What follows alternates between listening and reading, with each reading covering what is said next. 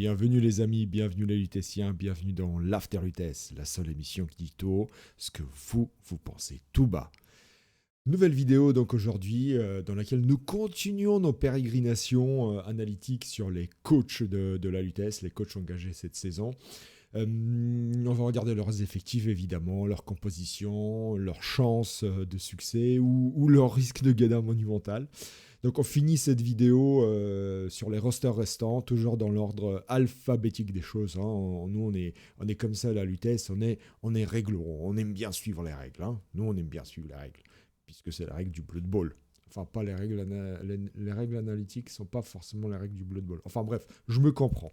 Allez, sans tergiversation, on regarde tout de suite et on continue donc notre route avec les Nordiques. Allez, à tout de suite.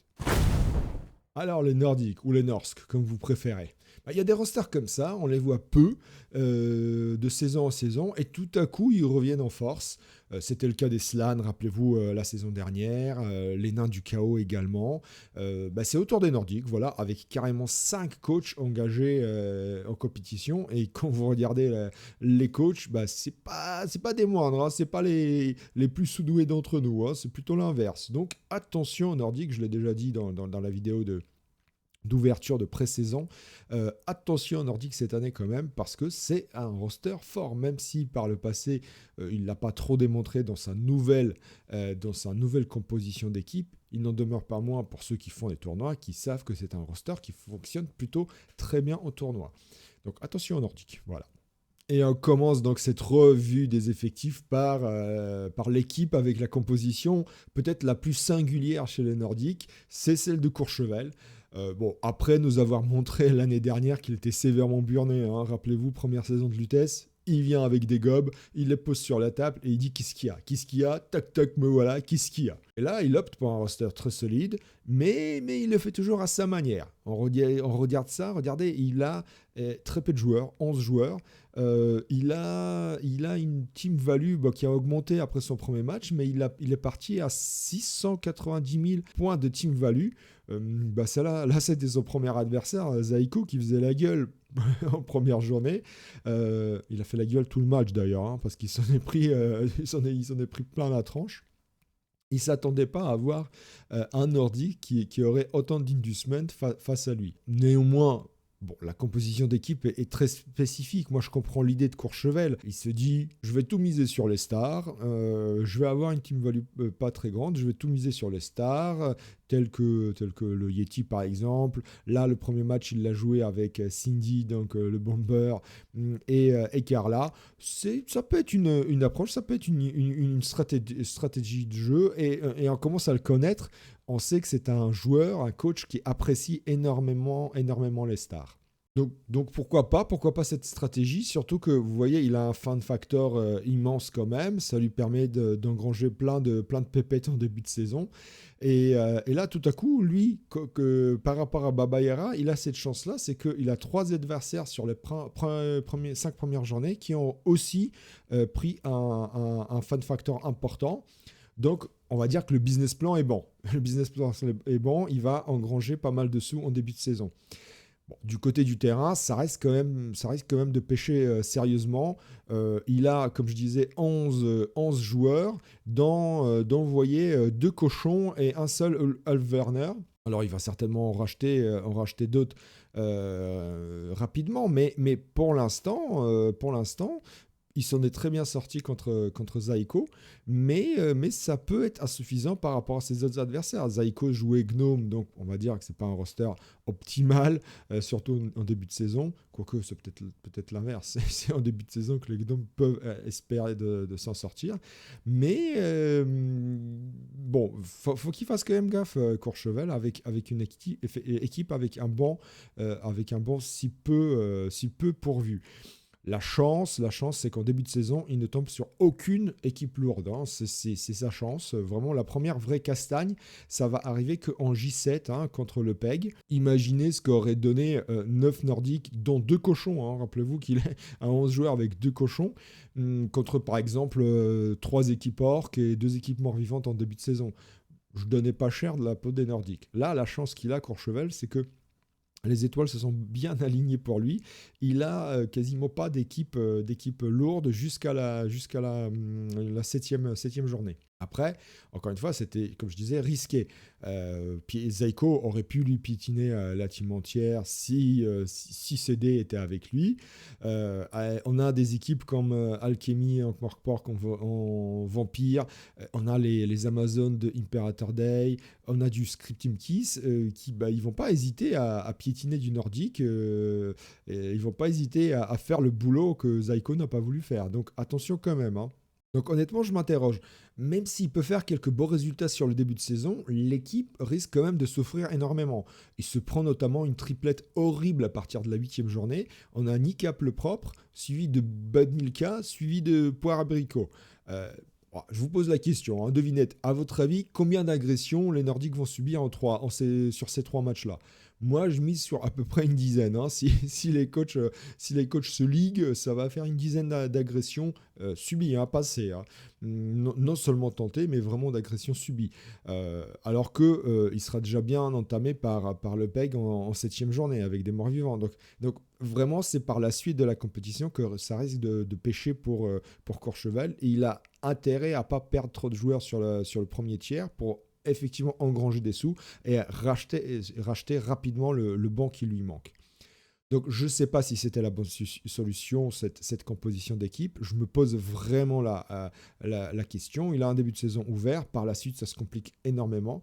On va dire que jusqu'à la 5e journée, il peut faire sans problème 6 points. Je vais le mettre quand même en tier 4, interrogation.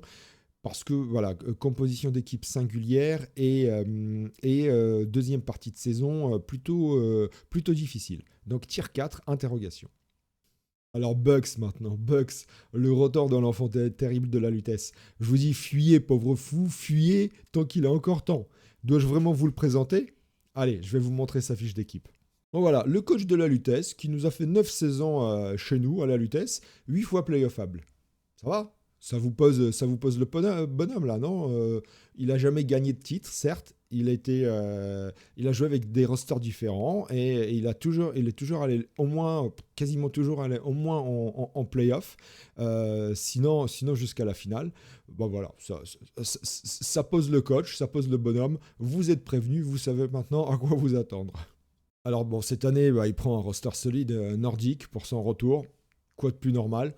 Avec un nom d'équipe qui va certainement faire plaisir à un certain coach, hein. Je vous laisse regarder le nom d'équipe et chercher un petit peu. Et en plus, il a décidé de partir en doublette avec un certain Nabolo, pour ceux qui se souviennent de lui, hein.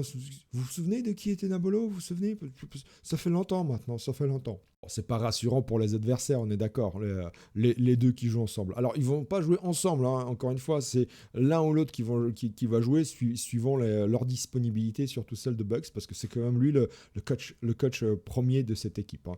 Nabolo n'est qu'un mercenaire assistant, on va dire. Voilà. Pour le reste, composition d'équipe classique, bien sécurisée, avec une petite option agression qui est palpable, hein, avec du bon, hein.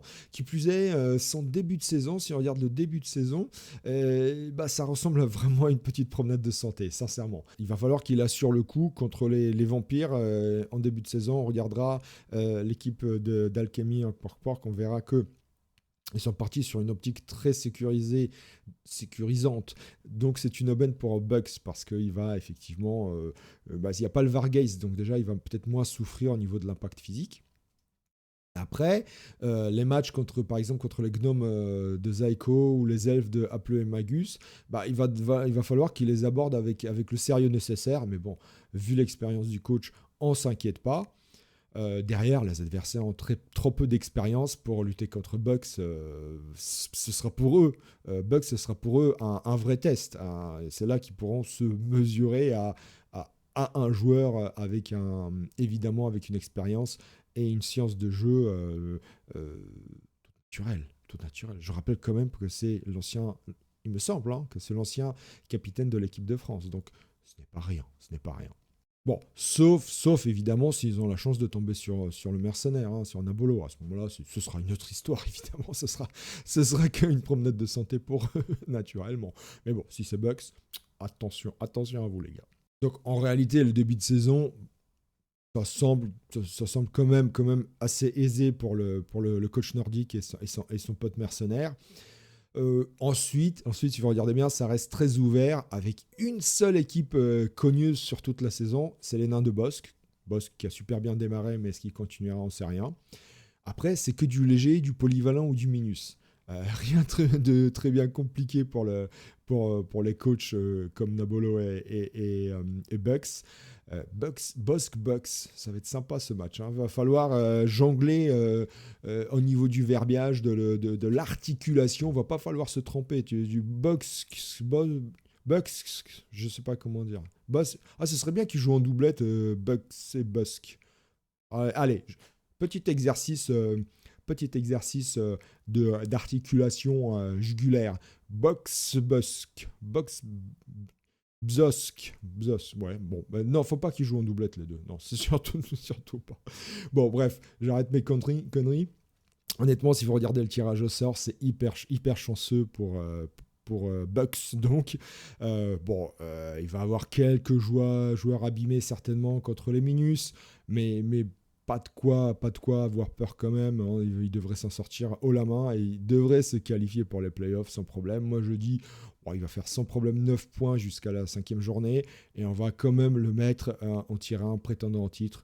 Écoutez, un mec qui fait 9 playoffs 8 playoffs, pardonnez-moi, sur les 9 saisons qu'il joue, on ne peut pas ne pas dire qu'il ne va pas se qualifier en playoffs. Surtout, encore une fois, avec un roster compétitif. Et après, en playoff, c'est le talent qui parle. Et là, il en a du talent, c'est évident. Alors, Mister Odin, c'est la première saison pleine et entière pour le sieur Odin. Ça tombe bien, c'était presque assuré qu'il allait jouer nordique, Monsieur Odin, non? Vous pensez pas? Il avait repris les elfes noirs en fin de saison, les elfes noirs de Morrigan.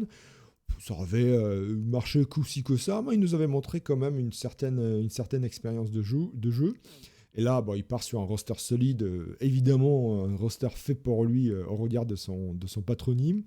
Il a une composition d'équipe sensiblement proche de celle de Box, donc c'est rassurant, et pas de Bosque, naturellement. Il a juste pris l'option par rapport à Bucks, l'option de ne pas acheter le second cochon, mais sinon c'est pareil, c'est la même composition d'équipe, donc voilà, les deux sont très bien, les deux se valent naturellement. Après, ce qui n'est pas pareil, c'est évidemment l'expérience du terrain, d'une part, et d'autre part le calendrier. Car lui, contrairement à Bucks, il va se prendre 2 orques et 2 Skaven d'entrée, sans parler des snots en deuxième journée qui vont certainement lui abîmer l'équipe. C'est rude là, les Skaven et orques, c'est rude. Les orques, ils vont lui mettre de l'impact physique et avec les 4 blocages qu'ils ont, ça va. Pour les Norsk, ça va pas être jouasse. Les Skaven, c'est pareil, ils vont le prendre de vitesse, donc ça va pas être jouasse non plus.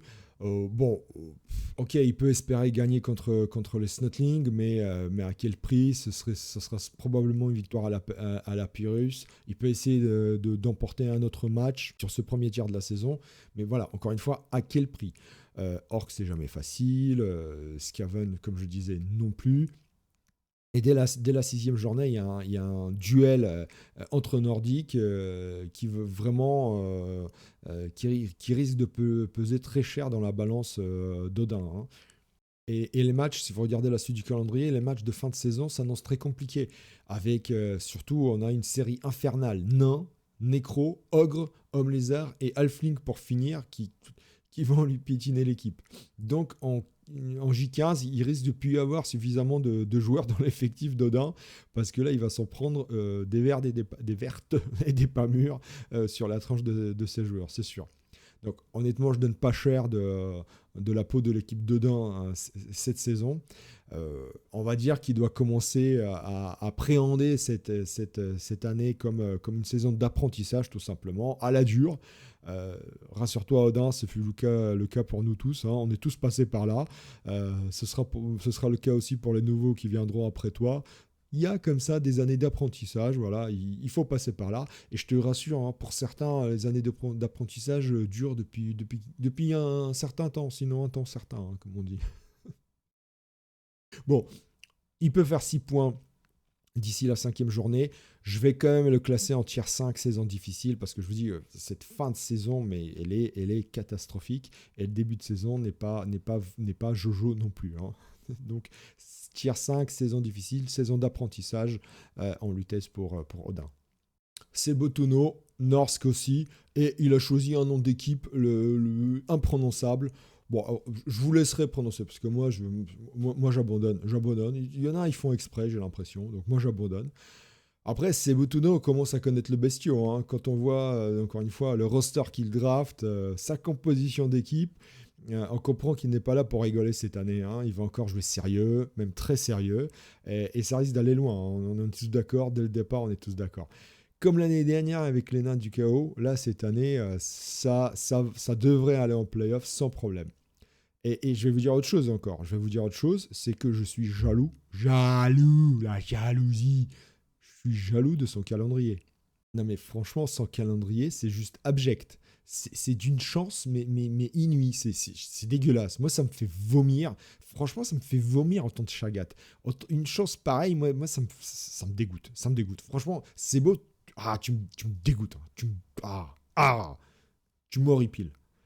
Bon, allez, on va faire un petit quiz, les gars, ok? On va faire un petit quiz. Je vous demande, à votre avis, combien de minus Sebotuno va rencontrer cette année sur le premier tiers de la saison? Avec tous ces bloqueurs de fou qu'il a, hein, tous ces blocages. À votre avis? 3. Bah, vous le voyez sur l'écran, 3. Ouais, 3 minus. Et comme cela ne suffisait pas, sur le reste de la saison, on va rajouter 2 minus de plus. Bah oui, tant qu'à faire, hein. Tout va bien, hein. Avec des Norse, 5 minus sur les 15 matchs joués. Que demande le peuple, honnêtement? Que demande le peuple? Tout va bien, quoi. Franchement, zéro magouille. Zéro magouille là-dedans, je cherche pas. Hein. Non, il n'y a pas de magouille, évidemment, pas de magouille. Évidemment, parmi les coachs qu'il rencontre, il n'y a pas Scarabée. Hein. Il n'y a pas Scarabée qui est le responsable du système de magouille, je veux dire du système informatique de la Ligue, hein, évidemment. Évidemment, il ne joue pas contre lui. Moi, je dis ça, c'est juste un simple constat. Hein. C'est un simple constat. Par contre, il rencontre bien les ogres de Bodmilka. Hein. Histoire de brouiller les pistes, certainement. Histoire de brouiller les pistes. Dire qu'il n'y a pas eu de truc à chausseur, tout simplement. Bien sûr. On parie sur le résultat du match contre Bodmilka? Moi, je dis un petit 1-0 des familles pour les ogres. Sur un malentendu, sans blessure grave évidemment pour les Nordiques, hein. Bah non, ce serait gâché quand même. On va dire c'est une espèce de gentleman agreement à 3, voilà, entre des gens de bonne compagnie qui se rendent des services mutuels. Vous connaissez la Ligue de football professionnel, l'UEFA, tout ça, le système Labrune, le système Infantino. On nage un peu dans ces eaux-là. Évidemment, avec beaucoup plus d'enjeux et beaucoup plus d'argent en jeu. Évidemment, parce que le football, c'est un sport.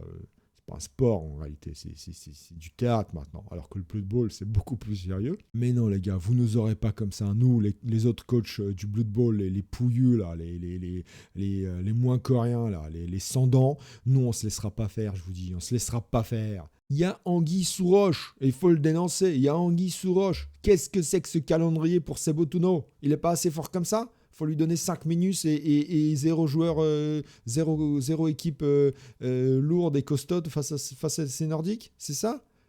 Faut vraiment. Il a aligné combien de bifetons? Allez, dites-nous-le. Il a aligné combien de bifetons? C'est pas possible. C'est pas possible. En réalité, il a 2 équipes lourdes cette saison. En première journée, il en joue une, hein. C'est ma Big Burger. Je dis ça, je dis rien. Lourd, ma Big Burger en pack du chaos. Allez, histoire de dire... Bon, j'en peux plus. Histoire de dire, ah bah si, il rencontre quand même du lourd, hein. Et il rencontre ma Big Burger, hein.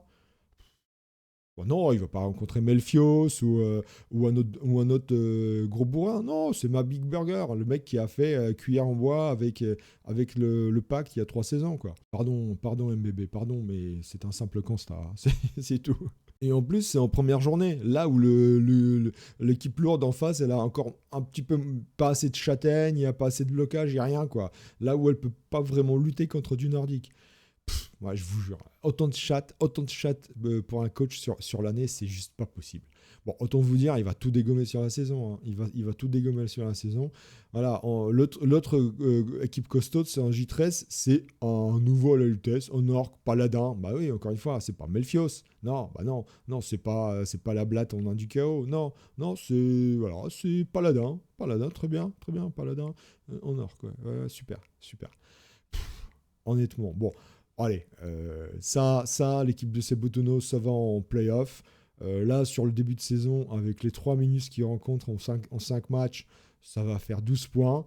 Il y aura certainement, comme je vous dis, il y aura certainement une défaite là en J5 contre Bodmilka, une petite défaite 1-0. Allez, voyons, si c'est pour brouiller les pistes, évidemment. On va le classer quand même, vu son calendrier en tier 1, prétendant au titre. Après, la question qui se pose, c'est combien de bifetons il a aligné, hein, sincèrement, c'est tout. Scarabée, à un moment, on aura accès au compte et on saura tout. On saura tout. Je te tiens à l'œil, mon grand, je te tiens à l'œil. Et Budmilka, c'est pareil. Attention, les gars, attention. Hein. Je vais appeler Romain Molina, on va sortir les dossiers, là. Ça va barder, ça va barder. Alors on finit les Nordiques avec Yeti 6. Yeti, je sais pas comment certains font, mais ils ont des idées bizarres. Hein. Yeti est de ceux-là, comme Courchevel. Il est parti 11 joueurs, il n'avait pas de berserker, il n'avait pas une compo d'équipe complète, il avait que 11 joueurs.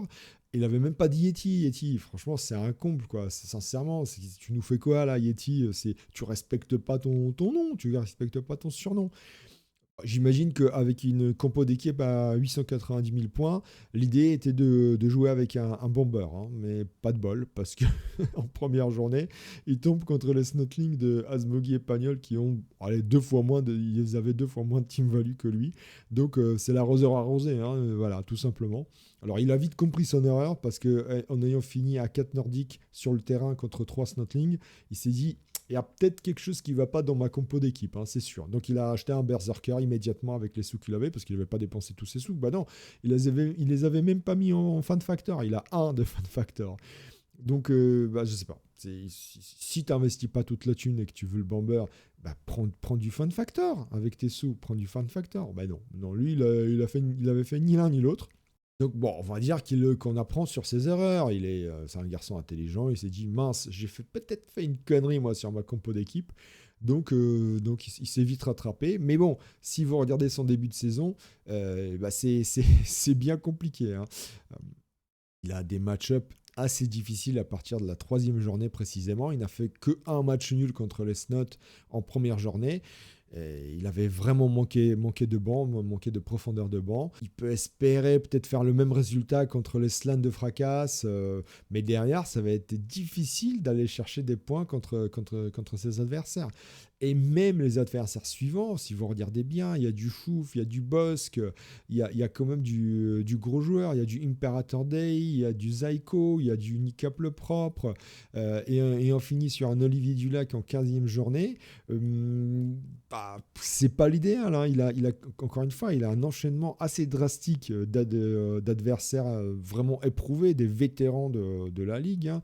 Il y a si vous regardez bien, entre Imperator Day et Zyko, il a 6 matchs où il va avoir vraiment du mal à performer. Ce qu'il sauve quelque part, c'est le roster nordique, qui est un roster bien compétitif, mais je ne sais pas s'il saura le maîtriser. Encore une fois, il a fait que un partout contre des Snots, alors que lui, il avait une équipe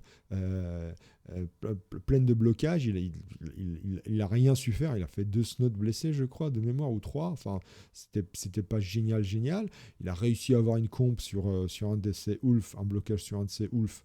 Ça le semble un peu, mais je ne sais pas s'il saura maîtriser ce roster. C'est une grande inconnue, donc sincèrement, vu son début de saison très compliqué, si vous regardez bien les 5 premières journées, ça va être très chaud d'aller chercher des points. Moi, il a fait qu'un nul contre les Snots. Je vais lui donner 2 points sur le premier tiers de la saison. Et oui, 2 points seulement. Et je vais le mettre en tier 4, interrogation. Je ne sais pas si par la suite, il va acheter du joueur ou pas, quel joueur il va aller chercher. Et comme je vous ai dit, il a un enchaînement de matchs vraiment drastiques qui vont coûter des points et des joueurs. Donc, tier 4, interrogation pour Yeti. On passe à Nurgle, les guerriers de Nurgle, c'est Olivier Dulac. Alors tout ce qu'on peut dire, c'est que Olivier Dulac, bah, il n'a pas froid aux yeux. Hein. Il n'a pas froid aux yeux, le meilleur coach du monde. Hein. Il n'y a pas à dire. Il nous montre depuis le début qu'il joue dans notre ligue, hein, qu'il aime les défis. C'est un aventurier du Blood Bowl. C'est un gars au cœur pur. Hein. Il ne s'appelle pas Olivier Dulac pour rien. Hein. C'est Dulac, vous voyez ce que je veux dire. Hein. Non, pas l'inconnu du lac. Non, je parlais bien de Lancelot, hein, pour ceux qui ne suivent pas. Hein, on est d'accord. Hein, c'est le chevalier chevaleresque, quoi, le chevalier blanc du Blood Bowl, on va dire. Il a joué quand même Halfling, Slann et Nurgle maintenant. Hein. Il a joué Bafon aussi. Pas des rosters, enfin, sauf Bafon, évidemment, mais bon, c'est pas non plus le roster le plus compétitif, même s'il est très bon, mais c'est pas non plus le roster le plus facile à jouer en ligue. Donc il part vraiment que sur des rosters compliqués à jouer. Et Nurgle, on connaît à la Lutèce Nurgle. C'est très fort, mais la plupart du temps, c'est quand même poussif, hein, la Lutèce. C'est pas le roster qui brille de mille feux dans notre championnat. En réalité, avec le Nurgle, tout dépend de votre début de saison et de la capacité du coach à faire rapidement des pecs. Parce que Nurgle, c'est long à faire progresser, à faire évoluer. Et à la Lutèce, on n'a pas le temps. On n'a pas de temps. On n'a pas le temps au temps. Le temps n'a pas de temps, comme le disait un célèbre philosophe des temps modernes. Même le temps n'a pas le temps pour le temps. Le temps ne s'arrête pas. Si tu là, j'arrête ma montre. Mais le temps, il continue. J'ai arrêté le temps de ma montre, mais pas le temps. Le temps n'a pas de temps, mais il faut du temps. Bon, évidemment, Olivier connaît très bien le roster. Il l'a déjà pratiqué par le passé dans d'autres ligues de l'Hexagone, des ligues de petite envergure par rapport à la Lutèce, évidemment, mais quand même des ligues avec des coachs expérimentés. Là, il s'attaque au sérieux. Là, il s'attaque à la Lutèce. C'est pas rien. Il nous sort une composition d'équipe bien audacieuse avec tous les positionnels, mais si vous regardez bien, il n'a pris qu'une seule relance seulement. Donc, c'était risqué. Alors, la chance qu'il avait, c'est qu'il commençait la saison face à du minus. C'était nickel le propre. Et oui, ça peut faire des dommages les snots. Et ça le fut. Un 2-0 dans la tranche d'Olivier Dulac. Et un guerrier de Nurgle déjà au cimetière. C'est pas un début de saison idéal, hein, loin de là. Et après, c'est très loin également d'être vraiment Jojo. Il y a de l'adversité plus qu'il n'en faut. Entre Pedro, Imuser, Gessena ou les Funny Valentine en bas-fond. Il y a du Imperator Day en Amazon. On se dit qu'Olivier, il a très peu d'armes pour lutter contre ces adversaires-là. Peut-être une ouverture contre l'Alliance du Monde de Pedro, qui va pas trop aimer jouer contre les Nurgle. Hein. Il joue un petit peu quand même sur la passe. Et les Nurgle vont les déranger. Hein. Donc, Olivier, franchement, sur les matchs qui lui restent, il a peu d'armes pour lutter. Hein. En réalité, si vous regardez son début de saison, c'est très périlleux. Hein. C'est vraiment périlleux. C'est vrai qu'il a énormément de talent. C'est le joueur numéro 1. C'est un youtubeur de talent. Qu'est-ce que vous voulez que je le dise ? Fort heureusement pour lui, le calendrier il s'ouvre quand même par la suite. Hein. Il s'ouvre quelque peu par la suite. Il a de quoi respirer avec des rosters et des coachs qui devraient pouvoir maîtriser et faire des points, c'est évident. Et puis merde quoi, c'est Olivier Dulac, c'est le Willy Denzey du Blood Bowl, c'est le number one quoi.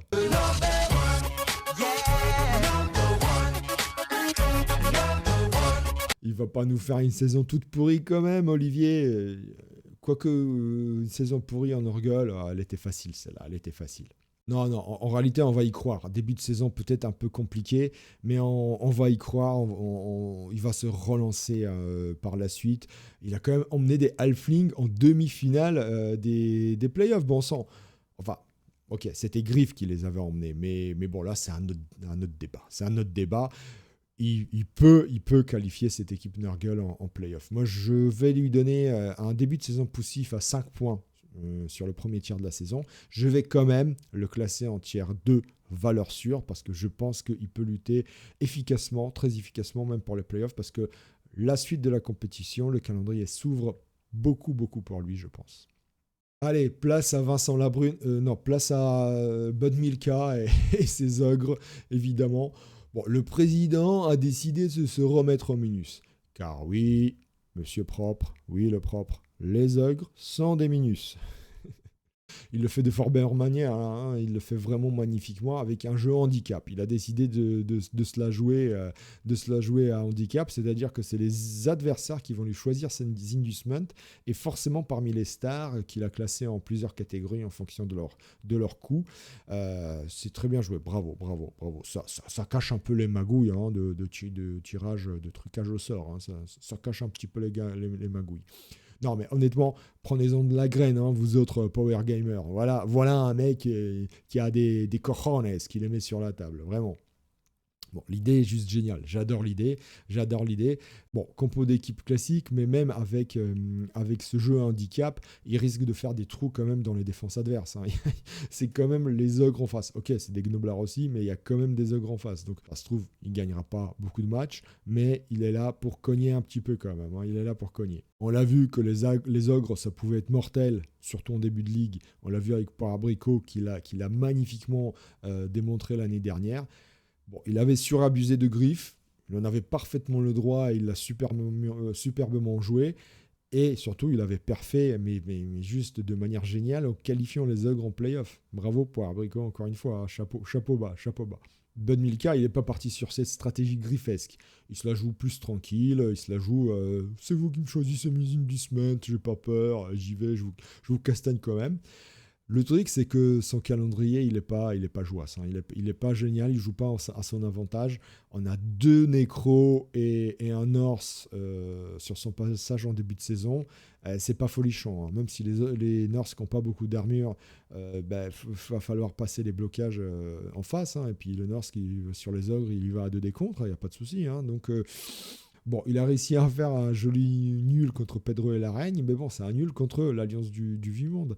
Et derrière, je sais que déjà que contre les Skaven de DJ, il fait nul également en ratant de très peu la victoire. Mais il n'a pas réussi à lui broyer beaucoup de joueurs.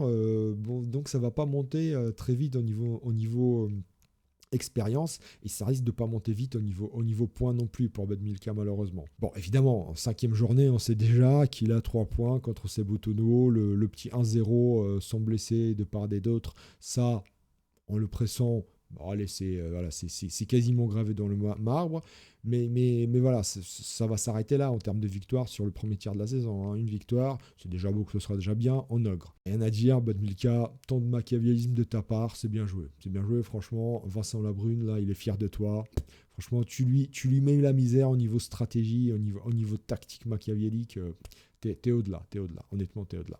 En réalité, pour Bud, la suite de la saison est quand même compliquée. Il y a beaucoup de coachs expérimentés sur son passage et des mecs qui vont pas se faire avoir par le jeu ogre, hein. Du Zaiko, du Imperator Day. On a du Ashram, évidemment. Le match contre Ashram en 10e journée risque d'être juste stratosphérique. Ça va exploser du gobelin et du gnoblard dans tous les sens. Donc c'est un match auquel il faudra assister, je vous jure.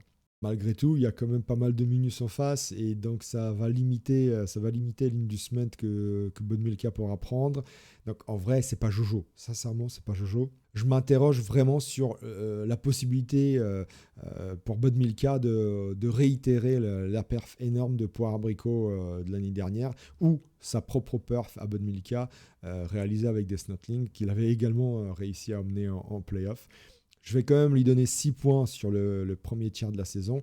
Par contre, je vais le classer en tier 4, interrogation, parce que je vous dis, la suite de la compétition, elle n'est pas facile. Donc, voilà, il va engranger un petit peu de points sur le premier tiers. Après, la suite s'annonce vraiment très rude pour lui.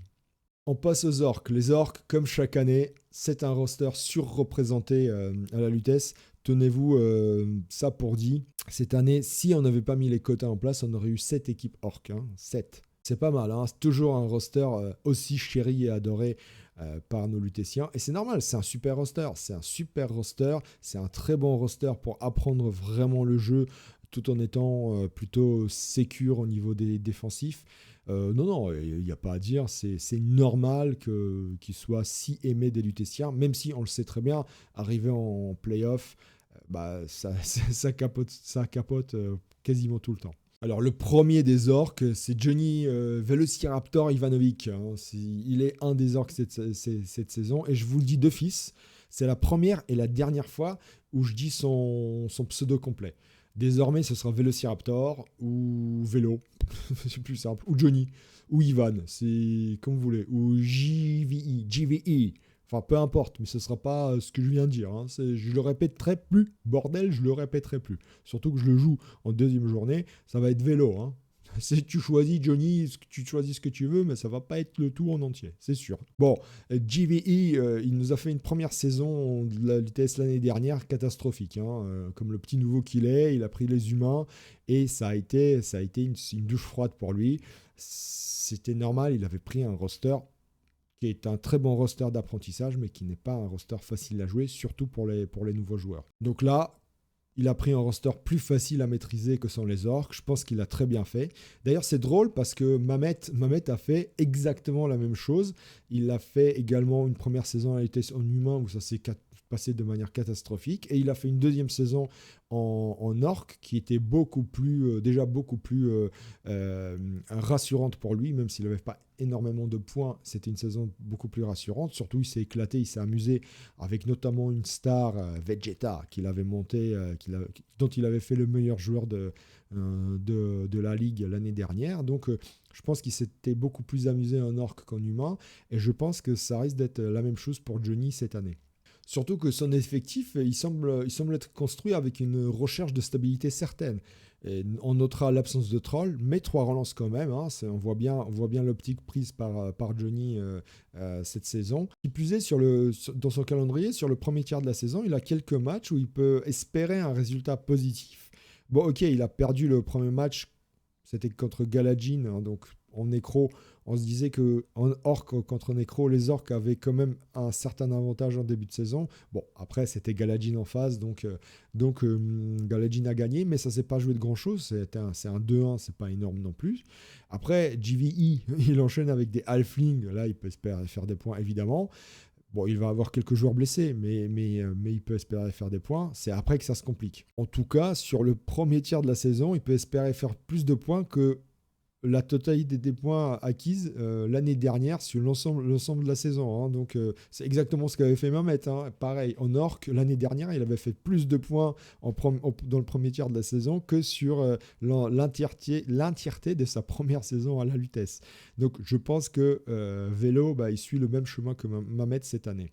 Bon, après, ne nous cachons pas, il ne fait pas partie des outsiders du championnat, c'est évident. Il n'a pas assez d'expérience du jeu. Surtout que si vous regardez le calendrier, l'adversité sera bien présente avec énormément de coachs éprouvés face à lui. Encore une fois, cette saison, il doit faire comme Mamet, il doit miser sur quelques matchs exploits, essayer d'engranger de l'expérience pour lui-même, de l'expérience de jeu. Il doit prendre cette saison comme une nouvelle saison d'apprentissage. Et je suis sûr que l'année d'après, il fera partie des mecs qui auront déjà ils seront suffisamment aguerris pour vraiment lutter à armes égales avec tous les autres lutétiens.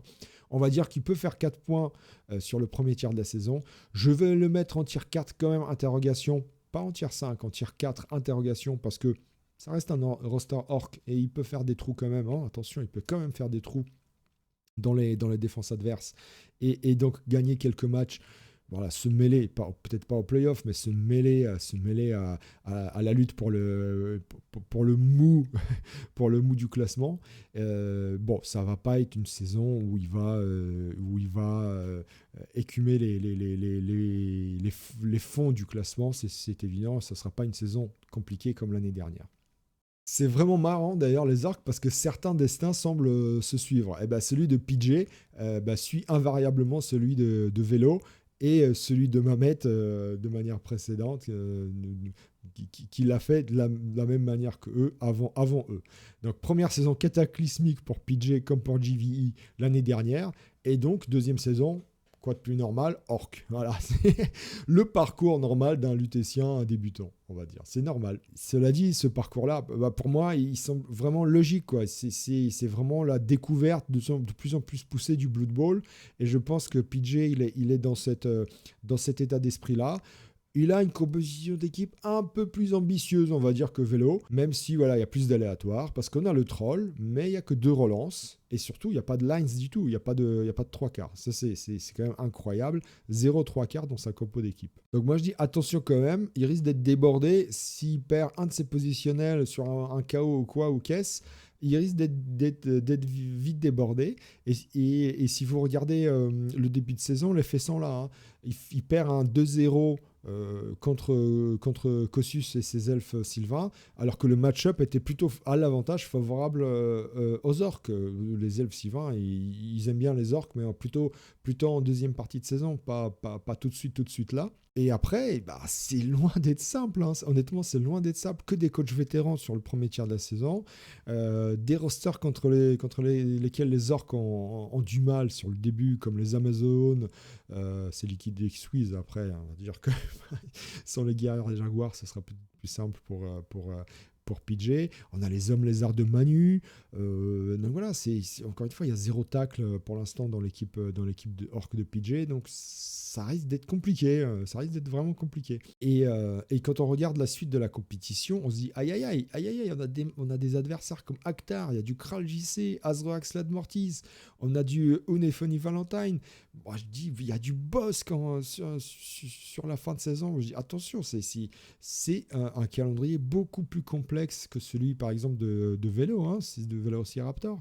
Donc, je crains malgré tout que la saison de PJ risque d'être compliquée. Il vient de se prendre quand même à 2-0 par Kossus, alors qu'il avait le match-up pour lui. Il peut faire 3 points d'ici le premier tiers de la saison, mais par rapport à JVI, je vais quand même le classer en tier 5, saison difficile, parce que il a un calendrier beaucoup plus complexe que Vélo. Encore une fois, les destins se suivent peut-être, mais ils ne se ressemblent pas dans la chance au tirage, hein, c'est évident. Un changement de stratégie pour Melfios cette année. Après 2 années vraiment ratées en nécro puis en elfe noir, là il reprend les bases solides, hein, avec un beau gros roster de bagarreurs comme il aime. Ouais, c'est quelque chose qui lui va bien. Hein. Il aime bien les rosters qui tapent. C'est normal, le mec il fait plus de 2 mètres et de la muscu, donc c'est un peu normal. Alors il a un copo d'équipe ambitieuse également, comme PJ, il part avec le troll, mais que 2 relances et 2 gobs. Hein. Attention Melfios, attention à l'absence de lines, hein, attention à l'absence de 3 quarts. Heureusement pour lui, à part le premier match, sur le premier tiers de la saison, il ne rencontre que du léger ou du polyvalent, donc ça va. Les orques vont pas trop souffrir de blessures. Bon, il y a un vrai match test en 3e journée contre Actar, là où les armures peuvent se fissurer. Mais bon, on regarde son expérience, il peut pressentir un début de saison plutôt à son avantage, surtout que le match compliqué en première journée, il le gagne. En fait, il faut qu'il pexe rapidement. Contre des équipes peu armurées comme celles qu'il rencontre sur le premier tiers de la saison, ça peut faire des gros trous et ça peut lui ramener pas mal de points d'expérience, ce qui lui permettra de constituer une jolie équipe avant la suite de la compétition. Donc je pressens quand même, avec son expérience de jeu encore une fois, je pressens quand même un début de saison assez intéressant, assez réussi de sa part. Et je pense que sa saison elle sera bien mieux réussie que les saisons précédentes. Bon, il a une suite de compétitions qui est pas fameuse, hein. Honnêtement, qui est pas fameuse en termes de compétitivité. Il y a 4 matchs sur la fin de saison, c'est que des grosses pointures du championnat. On a du Crouch, du Kral JC, Garden et SSB. Ça peut être vraiment des matchs charnières. C'est là où la qualification en playoff risque de se jouer pour Melfios. C'est là qu'il va falloir qu'il assure. C'est dans le Money Time qu'on doit le voir. Rappelez-vous, le Money Time, encore une fois, il l'a raté lors des 2 saisons précédentes. Là, va falloir se retrousser les manches, Melfios. Il va falloir y aller. Ça veut dire qu'il faut encore une fois, il faut qu'il capitalise sur le début de saison, comme il a commencé à le faire. Hein. Il vient de gagner contre Scarabée et c'est chaotique. Il faut qu'il capitalise sur le début de saison, il faut qu'il fasse plein de pecs, et normalement, ça devrait dérouler. Et cette fin de saison plutôt compliquée, il devrait l'aborder assez sereinement à ce moment-là. Mais bon, pour ça, il faut qu'il pexe beaucoup sur le premier tiers de la saison. On va dire qu'il peut faire sans problème 7 points sur les 5 premiers matchs. On va le mettre tier 3 outsider parce que cette année, Melfios, il joue je pense, il sera mêlé à la lutte au playoff. Et je pense qu'il sera peut-être peut-être favorable pour lui cette année. 4e saison à la Lutèce pour Crouch et ça y est, il en a eu marre. Il a eu marre des équipes peu armurées, légères, rapides. Ça y est, place au bourrin, place au mec qui cogne. On voit tout de suite que le gars a poncé le Compendium Orc. Le Crouch, là, il a décidé de partir sur une équipe bien solide en laissant peu de place aléatoire au niveau de la compo. Il y a 3 lines. Lui, il a bien pris 3 linemen. Il y a les 8 positionnels. Il y a la peau pour assurer le coup en cas de pépin. Et il lui restait de quoi prendre de reroll, mais pas de troll du coup. Bon, voilà, c'est simple, c'est efficace, c'est orc. Il y a peut-être un léger manque de fantaisie dans tout ça, on va dire, mais bon, on va pas dire que Crouch, c'est le gars le plus fantasque de la Lutèce. Hein. C'est plutôt un calculateur, un peu désabusé parfois dans ses approches de match, mais c'est plutôt un gars qui calcule plutôt que le mec qui mise tout sur allez, j'y vais, je lance des dés, on verra. C'est pas son style de jeu. Malgré tout, on peut pas dire que le début de saison soit facile pour lui. Que des équipes lourdes ou bagarreuses. Ou alors des elfes sylvains bien chiants. Alors on est d'accord, les orques préfèrent prendre les elfes sylvains au début de saison quand les elfes sylvains n'ont pas encore les danseurs de guerre hyper compés.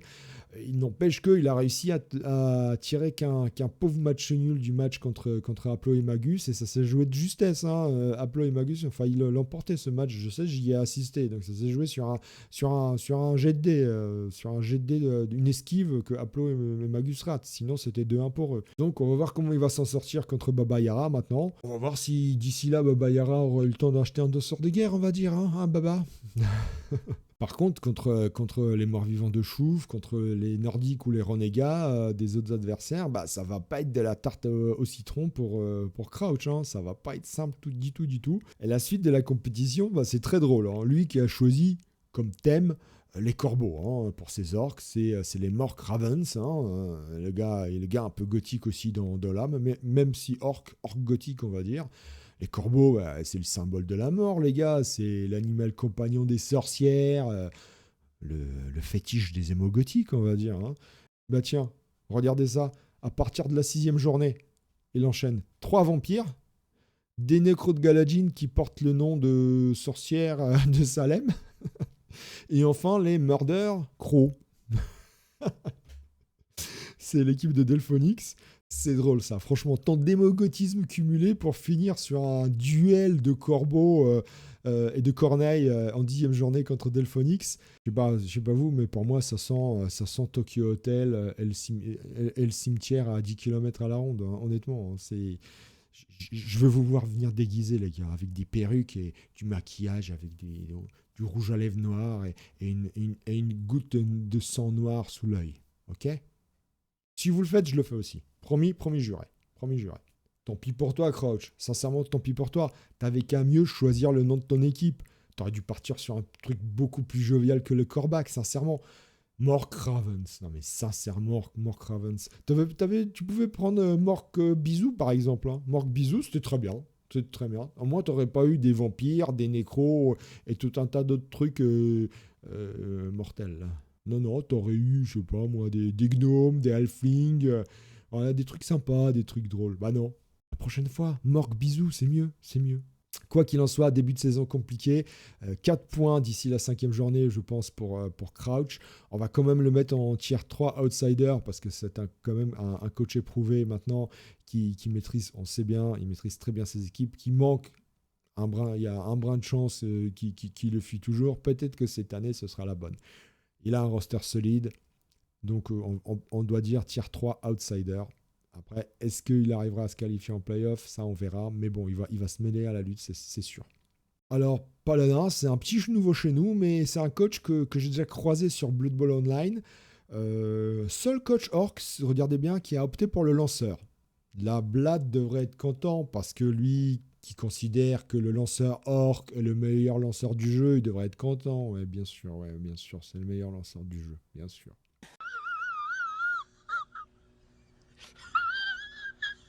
Pour le reste, vu sa compo d'équipe, j'ai un peu le même souci que pour les autres coachs Orcs cette année.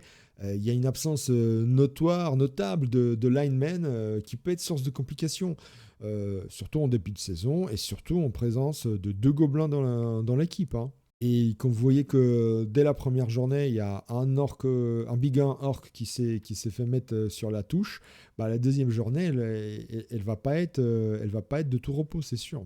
En réalité, si vous regardez son début de saison, on va dire qu'il envoie du rêve. Enfin, je me comprends, hein. Du bon gros lourd nordique avec plein de blocages en face, en saupoudre tout ça d'un ashram avec ses gopes teigneux. Franchement, ça sent le début de saison difficile. Il y a guère que la troisième journée contre Aplo et Magus, où il va un peu respirer en termes de castagne, mais on va dire c'est le seul petit rayon de soleil. Sinon, c'est de la bagarre tout le long du premier tiers de la saison. Encore une fois, il perd un big 1 sur le premier match et derrière, il se prend Buckler et Yaouch. La loss face à Buckler et Yaouch, bah, ça va pas rigoler. Ça va pas rigoler. Enfin, ça va rigoler plutôt chez les morts-vivants, honnêtement. Ils ont demandé pas tant, les deux zigotos, là, les Buckler et Yaouch, là. Ils vont se marrer, quoi, avec trois big 1 en face, quoi. Et après, ça se corse pour Paladin. Franchement, il a un calendrier vraiment pas facile. Plusieurs grosses pointures du championnat se présentent face à lui. On a du Dexine, on a du SSB, du Dritz, il y a du Sebotono. Franchement, il n'y a pas de quoi pavoiser pour Paladin. Pavoiser, Paladin, vous avez pigé, hein? Paladin, Pavois, tout ça. Non, ok, j'arrête. Non, franchement, quand je regarde la suite de sa compétition, on peut préjuger d'une saison avec très peu de réussite. Je peux me tromper, évidemment, car encore une fois, je vous dis, je l'ai joué, je crois, peut-être deux matchs sur Blood Bowl Online. J'ai quand même constaté que le garçon a de très bons réflexes, tant au niveau du placement qu'au niveau des priorités, des activations des joueurs, au niveau du jeu, etc. Bon, voilà, il sait jouer, c'est évident, il sait jouer, il y a peu de fioritures dans son jeu. Mais bon, on peut se poser quand même des questions parce que jouer online et jouer sur un plateau, c'est pas la même chose, c'est sûr. Et là, il y a de l'adversité, il y a de la grosse adversité en face. Donc, il a un roster plutôt facile à gérer, plutôt facile à jouer, mais un calendrier compliqué. Évidemment, du coup, on va le classer en tier 4, interrogation. Je vais lui donner 4 points sur le premier tiers de la saison, mais tier 4, interrogation quand même. Ah, les orques noirs. Poibricot continue, franchement, sa croisade des rosters rigolos en choisissant les orques noirs cette année. Et je vous mets sur l'écran son background de son équipe faite sur ChatGPT, mais qui est très bien fait, J'ai adoré le lire, donc vraiment lisez-le. Bon, on le sait, hein, il a surperformé l'année dernière avec les ogres. Est-ce qu'il va réussir le même exploit avec les orques noirs? Pas sûr, même si j'espère qu'il ira loin parce qu'il le mérite, et parce qu'il prend toujours des rosters difficiles à jouer et c'est bravo à lui. Vous savez, on connaît la chanson avec les orques noirs. De toute manière, il n'y a pas beaucoup de choses à dire sur le roster, tellement il est classique dans son classicisme le plus pur. Et on sait très bien que les orques noirs, en début de saison, c'est plutôt le roster qui arrive à bien performer. Ça s'effondre par la suite lorsque les adversaires commencent à avoir du répondant, qui a quelques gardes, du tacle, un peu de châtaigne en face. C'est là que le roster orque noir commence à couiner. Le problème pour Poire-Abricot, c'est que son début de saison, là où il devrait le plus performer, il est juste en réalité abject pour ce roster-là. Regardez, il commence directement par des nains. C'est pas génial, quoi. Il a aucun blocage, tellement de tacles en face. Les gobelins, ça va exploser. D'ailleurs, ça a explosé. Il y a un orque noir il a réussi à arracher un beau match nul contre Immuserg, mais il y a un orque noir qui s'est retrouvé sur la touche. Très rude, hein. Et derrière, c'est des Sylvains, c'est des elfes Sylvains, c'est génial. Après, bon, c'est Baba Yaga. C'est la chance qu'il a pour Abricot, c'est que c'est Baba Yaga en face, son danseur de guerre. Il y aurait eu un danseur de guerre, c'était quasiment du auto-win pour les elfes Sylvains, hein. Je saute dans la cage, ou même pas, je rentre dans la cage, c'est du 2D avec blocage sur le pauvre gobelin porteur de balles. Bah non, il a pas de danseur de guerre, hein. Poire abricot, là, chatard sur le coup. Mais ensuite, pour poire abricot, c'est des vampires qui vont blitzer ces porteurs de gobelins à 2D évidemment, sans rentrer dans des cages parce que les cages elles vont être hypnotisées. Du mort-vivant avec Buckler et Yaouch qui vont rigoler juste face à l'adversité. Et enfin, on termine avec du nain du chaos. Pareil, avec tous les tacles dans tous les sens. Donc voilà, c'est vraiment pas un début de saison idéal dans l'adversité. Surtout que ensuite, juste après, viennent les Nurgle avec Olivier Dulac. Donc vraiment, vraiment pas de quoi rigoler pour Abricot. Franchement, j'aurais pas aimé être à sa place, sincèrement. C'est un calendrier, mais dégueulasse, quoi. C'est à vomir. Honnêtement, c'est à vomir, ce début de saison pour lui. Et derrière, honnêtement, c'est pas jouasse non plus. Il y a du nain, il y a du Skaven, de l'elfe, des Norsk, que des rosters très piégeux pour les orques noirs, des rosters très spécialisés dans tel ou tel domaine, qui vont lui mettre soit la pression physique, soit de la pression en termes de vitesse pure, qui vont harceler ses gobelins. Donc vraiment, il va avoir du mal à s'en sortir contre tous ces rosters-là. Franchement, quand je regarde ce calendrier, je pressens une saison vraiment bien compliquée. Ça ne pourra pas faire énormément de points. Et à mon avis, hein, ça ne vaut que pour moi, il va très vite se tourner vers la course au crampon d'or parce qu'il verra qu'il est distancé au niveau points dans la lutte au playoff. Bon, là, il y a quand même quelques équipes légères. Il peut faire quelques trous avec les crampons des gobelins. Il peut se mêler à la lutte au crampon d'or, c'est sûr. Mais en ce qui concerne les points, donc le calcul mathématique de ces points et sa progression dans le classement général, à mon sens, ce sera une saison difficile. Donc je lui donne quand même 5 points d'ici la 5e journée, parce qu'encore une fois, il vient de faire un nul, il peut encore en faire un nul, et sur un malentendu, une victoire par-ci par-là, sur le premier tiers de la saison. Mais je dis tiers 5, saison très difficile, parce que quand on regarde la suite de la compétition, c'est vraiment, vraiment dégueulasse ce calendrier. Vraiment dégueulasse, je vous jure. Alors le pacte, ou les renégats du chaos, roster que j'adore pour l'avoir joué l'année dernière, eh bien c'est ma Big Burger qui s'y colle. MBB, qu'est-ce que vous voulez que je dise de MBB? C'est un Stakhanovich du Blood Bowl, le gars, je vous jure, le gars qui est dur en mal, qui creuse un roster tant qu'il a encore de la force. Alors c'est tout à son honneur, parce que le gars, quand même, c'est un roster qui reprend, alors que avec ce même roster Parc du Chaos, il avait fait, pour sa première saison de la Lutèce, il avait fait dernier, et bon dernier, hein, bon dernier. Vous voyez par vous-même, il n'y a pas de quiproquo. Les stats parlaient pour lui. Pire marqueur du championnat, plus mauvaise défense. Mais bon, Bachelord quand même aussi. Bon, c'est du pack du chaos, Bachelord quand même. Mais bon, il avait des stats catastrophiques. Il avait juste oublié qu'au Blood Bowl, il y a un truc qui s'appelle le ballon et qu'il faut quand même le jouer de temps en temps, hein.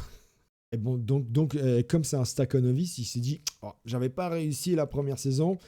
Faut quand même que je recreuse un petit peu le sujet, que je continue le sujet Pack du Chaos, parce qu'il y avait un truc que j'avais pas compris.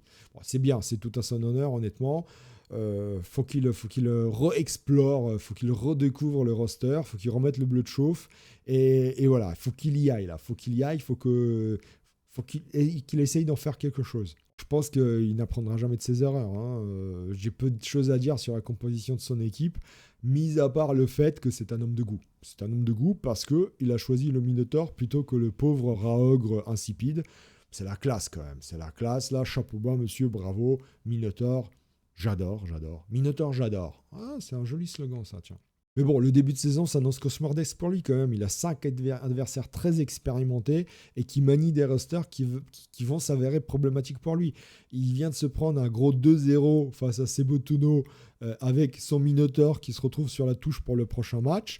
Ça risque de continuer avec du Dritz, du Laertis, du Nicap à le propre, que des gros bourrins ou des petits teigneux, petits vicieux comme Nicap à le propre en face. Pareil, Crouch, c'est de la grosse bagarre où les orques auront l'avantage stratégique avec tous les blocages qu'ils ont. On va dire que sur le premier tiers de la saison, il va y avoir du sang sur la pelouse, mais on ne sait pas de quel côté, hein. Mais ça risque d'être de celui des MBB quand même, hein. Et la suite, elle est guère mieux. Il y a énormément de coachs expérimentés sur son passage, beaucoup de combats de physique à chaque match ou presque. Il y a énormément d'équipes lourdes. Il aurait préféré des équipes polyvalentes, des équipes contre lesquelles ces big guys s'amuseraient. Là, il va falloir qu'ils combattent, qu'ils castagnent dans énormément de matchs, alors qu'il n'a pour l'instant pas de blocage, alors que ces big guys vont être surveillés comme du lait sur le feu. Ouais.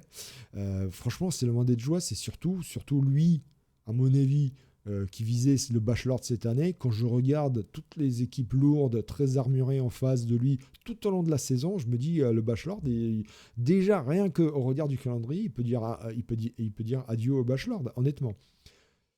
On pourrait dire adieu au playoff, je pense aussi, malheureusement.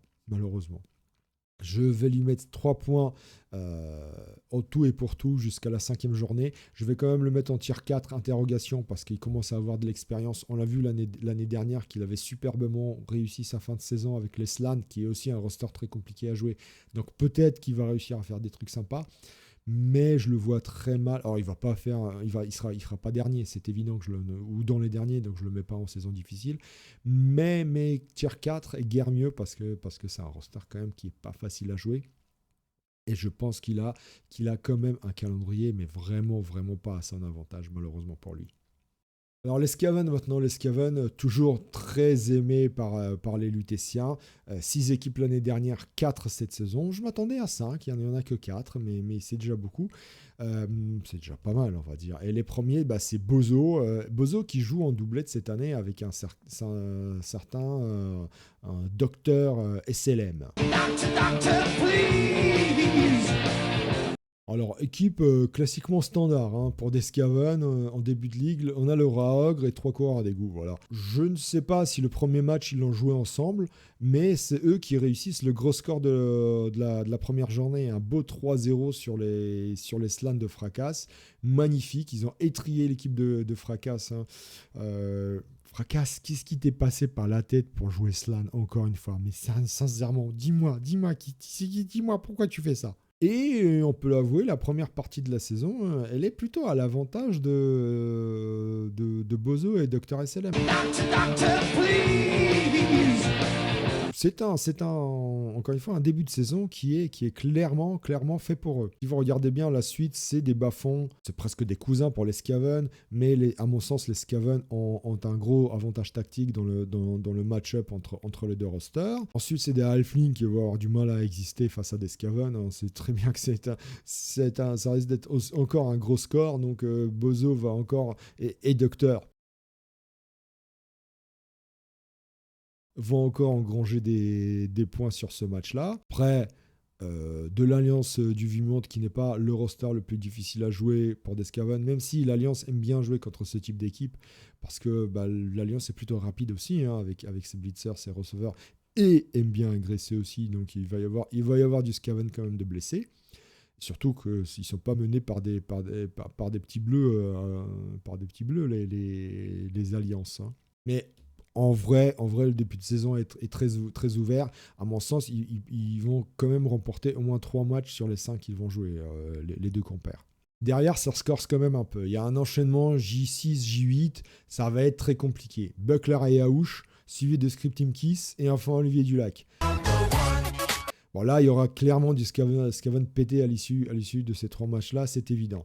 Et énormément de difficultés aussi sur la fin de saison, avec du Snotling et du Nordique. En plus, c'est Sebotono. Voilà, l'équipe Scaven, elle risque de finir à l'infirmerie avant les playoffs. Il risque d'y avoir très peu de Scaven de non blessés à l'issue de la 15e journée. Donc, c'est en raison du calendrier, mais aussi du fait que je ne connais pas véritablement le niveau de Dr. SLM. Que je ne peux pas les mettre plus haut que Outsider. Donc tier 3. Je pense que sur les 5 premières journées, ils réussiront à faire 9 points sur les 5 matchs, mais je vais quand même les classer en outsider tier 3 parce que le calendrier n'est pas facile et niveau d'un des deux coachs que je ne connais pas. Alors Garden, c'est l'ancien champion qui continue sa tournée des rosters optimisés. Après les Amazones, le voilà en Scaven. Bon, après, c'était Vampire qu'il voulait. Attention, Scaven, c'était son deuxième choix. Il l'a pas eu, faute à trop de popularité du roster Vampire, évidemment, et faute à son classement trop haut l'année dernière. Donc là, il se tourne vers des rats. Autant vous dire tout de suite, il va roxer sévère. Ça va roxer. Le jardinier va roxer sévère dès le début de saison. Compo d'équipe plus safe que celle de Bozo, mais elle ressemble un peu beaucoup à celle d'Azroag et Slad Mortis de l'année dernière. Et vous savez bien comment ça a fini, Azroag et Slad Mortis. Donc attention, il n'y a pas de Roaogre, il y a 12 joueurs pour jouer un peu l'aggro, et 3 relances. et une pelletée de coureurs d'égout. Voilà. On sent le jeu basé sur l'évitement et l'agression, c'est évident. Et bim, premier match de la saison, J1. Il fait match nul contre Kral et JC. Ouais, mais il leur abîme un blitzer vampire, moins en agilité. Bim. En plus, c'était sur un blocage anodin d'un 3/4 Scaven. Franchement, c'est beau. C'est beau, bravo, bravo, bravo, bravo. Bravo Garden, ça donne presque envie de chialer. Honnêtement, ça donne presque envie de chialer. Dans cette saison démo gothique, on peut que chialer. Ma foi, quand je regarde le début de saison de Garden, je me dis qu'il devrait pouvoir le louvoyer avec aisance entre ses adversaires. Il n'y a aucun adversaire qui dispose pour l'instant d'armes suffisantes efficaces pour lutter contre l'équipe de Garden.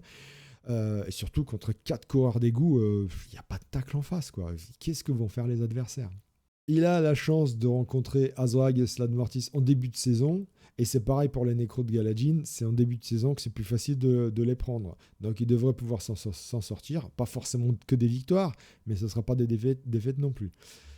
Et la suite, elle est du même acabit. Rendez-vous compte, une seule équipe lourde à l'horizon jusqu'à la fin de saison. Ouais, vous avez bien entendu, une seule équipe de cogneurs qui pourrait faire mal aux Skaven de Garden. C'est les orques de Melfios. Bon, évidemment, Melfios, il va essayer de leur mettre la pâtée, mais c'est en 14e journée seulement. 14e journée. Sinon, il n'y a pas d'équipe lourde en face.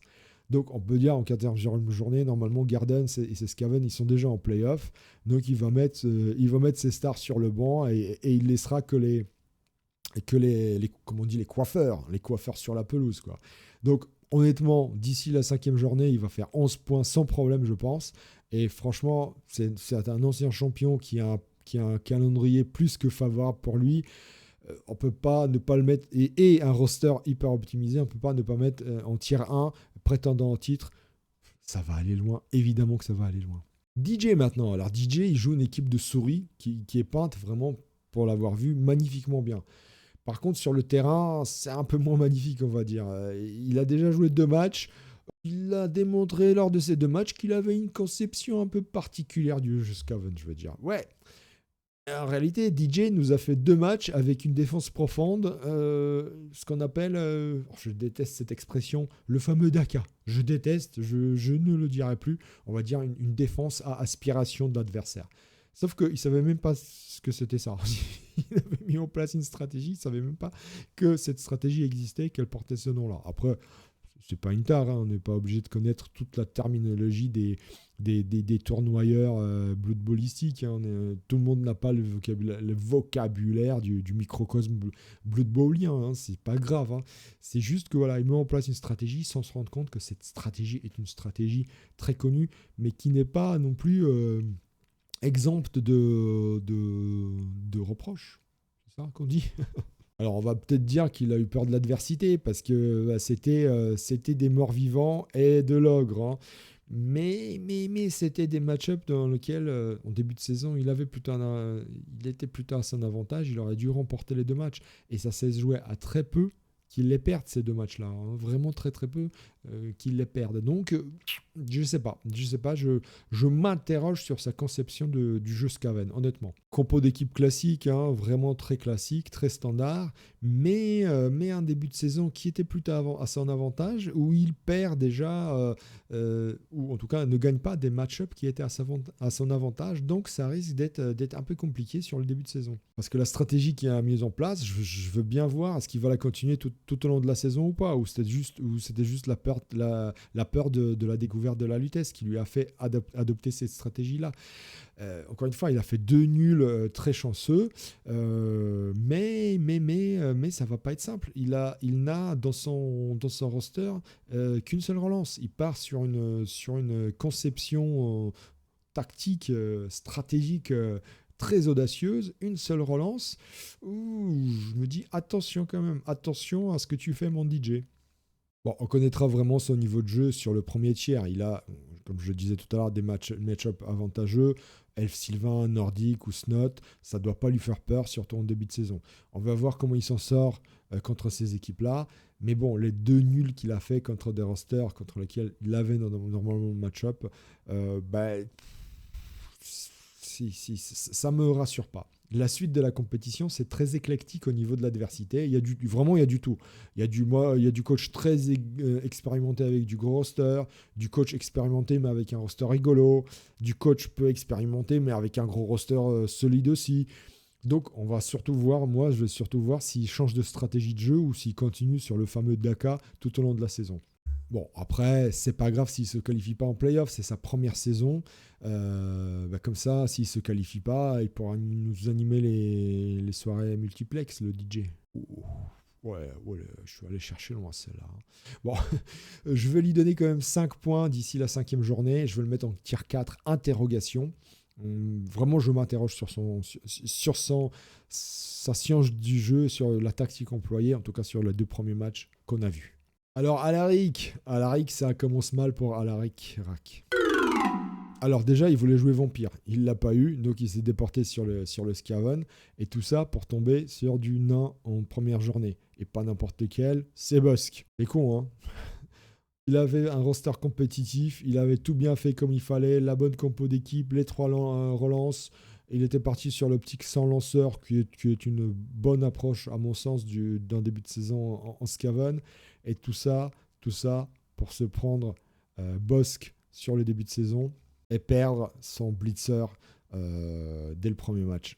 Un des 2 blitzers dès le premier match. C'est très moche. C'est très très moche. C'est moche comme ça. De débuter une saison comme de cette manière-là, c'est vraiment rude comme début de saison. Après, il n'empêche, il peut espérer se refaire sur la suite. Honnêtement, mis à part Martoni et l'UX, les adversaires et les rosters proposés, franchement, ça joue plutôt à l'avantage d'Alaric. Les Skaven, ils aiment bien des rosters comme Nico, par exemple. Ok, Nico, les hommes lézards, ça court très vite, mais Nico n'aura pas encore l'équipe suffisamment complet pour s'opposer aux Skaven d'Alaric. Pareil pour Edzergon et Yeti, les 2 rosters n'ont pas de quoi faire très peur à Alaric, franchement. Et la suite de la compétition est également très ouverte pour lui. Il y a quelques belles oppositions, comme ce doublé de frangin entre la 6e et la 7e journée. Il va prendre Nicap, puis Pedro, l'un après l'autre, accompagné évidemment de leur acolyte ténébreux de toujours. Et derrière arrivent des chiens enragés, Actar et Garden. Ça risque quand même de laisser quelques trous dans les fourrures Skaven, mais Alaric peut lutter contre tous ces coachs-là. De même, la fin de saison, elle est bien péchue. Il y a du Galadjin et on a un final de rêve contre Bucks et Unabolo. Là, il y aura nécessairement de la casse également pour Alaric. Mais il peut quand même espérer faire une belle saison malgré le départ catastrophique et la perte d'un blitzer. C'est pas non plus totalement fini pour lui dès la première journée. Faut pas abuser. Faut pas pousser mémé dans les orties non plus. Bon, on reste à voir s'il saura maîtriser le roster Skaven. Il nous a montré l'année dernière qu'il maîtrisait très bien le roster humain. Le seul doute, moi, qui subsiste, c'est est-ce qu'il arrivera à maîtriser ce roster Skaven. Je vais quand même lui donner 8 points parce qu'il a un début de saison plutôt favorable malgré cette première défaite catastrophique. Je vais lui donner 8 points d'ici la 5e journée. Je vais le mettre en tier 3 outsider parce que bon, il a réussi à qualifier brillamment les humains en playoff l'année dernière. Je ne vois pas pourquoi il ne pourrait pas réitérer l'exploit avec un roster encore plus fort que les humains cette année. Les Snotling, franchement, joie et bonheur. Le retour du roster complètement déjanté du Blood Bowl. J'adore.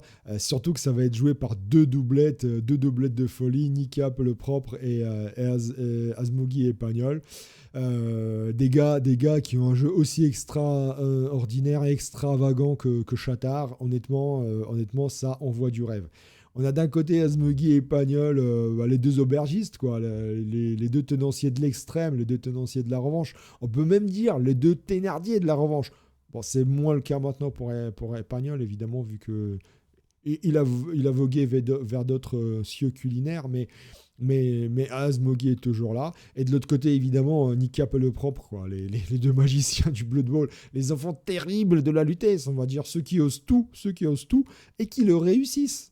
Avec énormément de chagat, c'est évident. Mais ils le réussissent. Donc je suis vraiment impatient de voir les 2 rosters jouer. Et je veux surtout voir s'ils vont réussir à réitérer l'énorme exploit de Bud Milka il y a 2 saisons qui a qualifié ce roster-là en playoff. N'oublions pas qu'il les a qualifiés en playoff. Oh, Nika Bellepropre, on les connaît, c'est le duo terrible, le duo diabolique de la Lutèce. Les tic-et-tac, on va dire. Les tic-et-tac, les gars qui font chier tout le monde et qui le font bien. Franchement, avec eux, chaque année, quand ils jouent ensemble, chaque année apporte son lot de sang, de sel et de larmes autour des tables de Blood Bowl.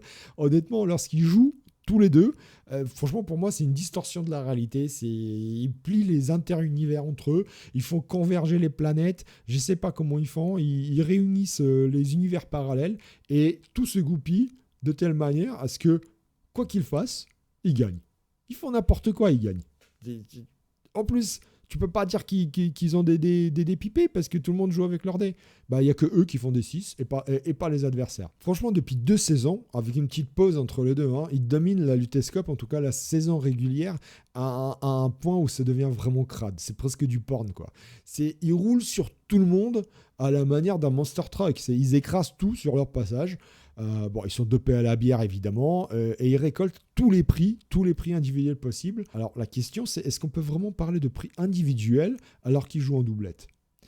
Vous avez 3 heures pour répondre à la question, à vos stylos. Mais franchement, la liste est longue. Ils l'ont mis sur leur tableau de bord. Alors, ils n'ont pas tout mis. Honnêtement, ils sont modestes. Ils n'ont pas tout mis.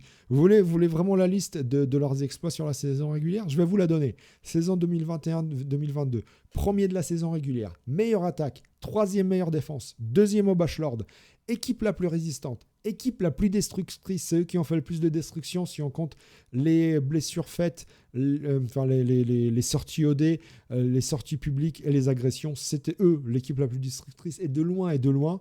Équipe la plus riche, équipe la plus expérimentée. Et ils font demi-finale en play-off qu'ils perdent, attention, au tir au but face à Ashram. Et ils n'ont pas perdu comme ça. On peut dire que ce n'est pas une défaite, ça s'est joué au tir au but. Alors ils font une pause l'année d'après parce que quand même c'est trop d'émotions. Et ils se retrouvent à nouveau la saison dernière ensemble, saison 2023-2024. Et le résultat est le même, quasiment le même. Premier de la saison régulière, meilleure attaque, meilleure défense, équipe la plus riche, 3e équipe la plus expérimentée. Non mais, en plus, ils se qualifient évidemment en play-off de manière extraordinaire. Qu'est-ce que vous voulez que je rajoute d'autre ? Franchement, non, il y a rien à rajouter. À chaque fois, les 2 saisons, ils finissent premier de la saison régulière. Et ils font tout ça, les gars, à la chatte. Tout à la chatte. Des GD improbables au moment les plus cruciaux. C'est incroyable. Alors, fort heureusement, pour notre santé à nous, les Lutétiens, il y a quand même une petite justice. Parce que malgré ces saisons mirobolantes en termes de récompenses et d'exploits individuels, ils s'écroulent à chaque fois en play-off. Ce fut le cas l'année dernière en 8e de finale. Dans un match contre Azroag et Slade Mortis, alors que le match-up était pour eux. Je ne sais pas ce qu'ils ont foutu, mais ils l'ont perdu alors que le match était pour eux. Il y a une justice, quoi. Il y a une justice, les gars, Nika Bellepropre. Il y a une justice dans ce bas monde. Mais du coup, à vouloir foutre le bordel en championnat, les deux Lascar, ils n'ont rien trouvé de mieux à faire que se dire, tiens, on va venir en snotling et on va trouver des fesses. Mais voyons, quoi. Et vous savez quoi ? Ils remettent ça. Dès la première journée, bordel, dès la première journée, ils remettent ça. C'était pas n'importe qui en face. C'était Olivier Dulac, le number 1 mondial. 2-0 contre Olivier Dulac en lui massacrant en plus un guerrier du chaos. Sur la première action du match. Les mecs, ils arrivent. Coucou, nous voilà, tac tac badaboum, on est là, on débarque, c'est nous.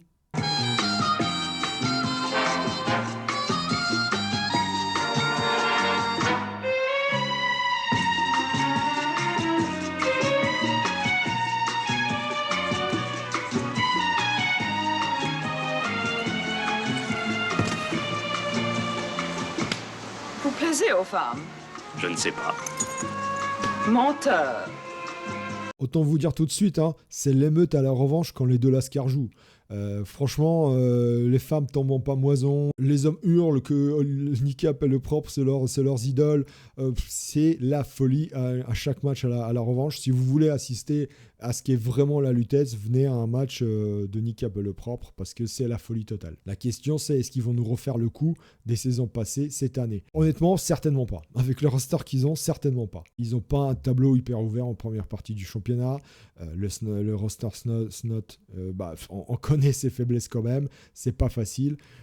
En plus, il joue contre Death Note, ça tombe bien. Il joue contre Death Note, Azmogi et Pagnol dès la 3e journée.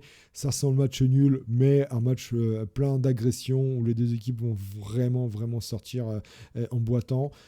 Ça va pas être simple. Hein. Franchement, la victoire contre Lévis du Lac, elle est autant magnifique qu'improbable, mais je pense pas qu'ils nous refassent le coup à chaque fois. C'est pas possible. Ce serait trop gros, les gars. Ce serait trop gros. C'est pas possible.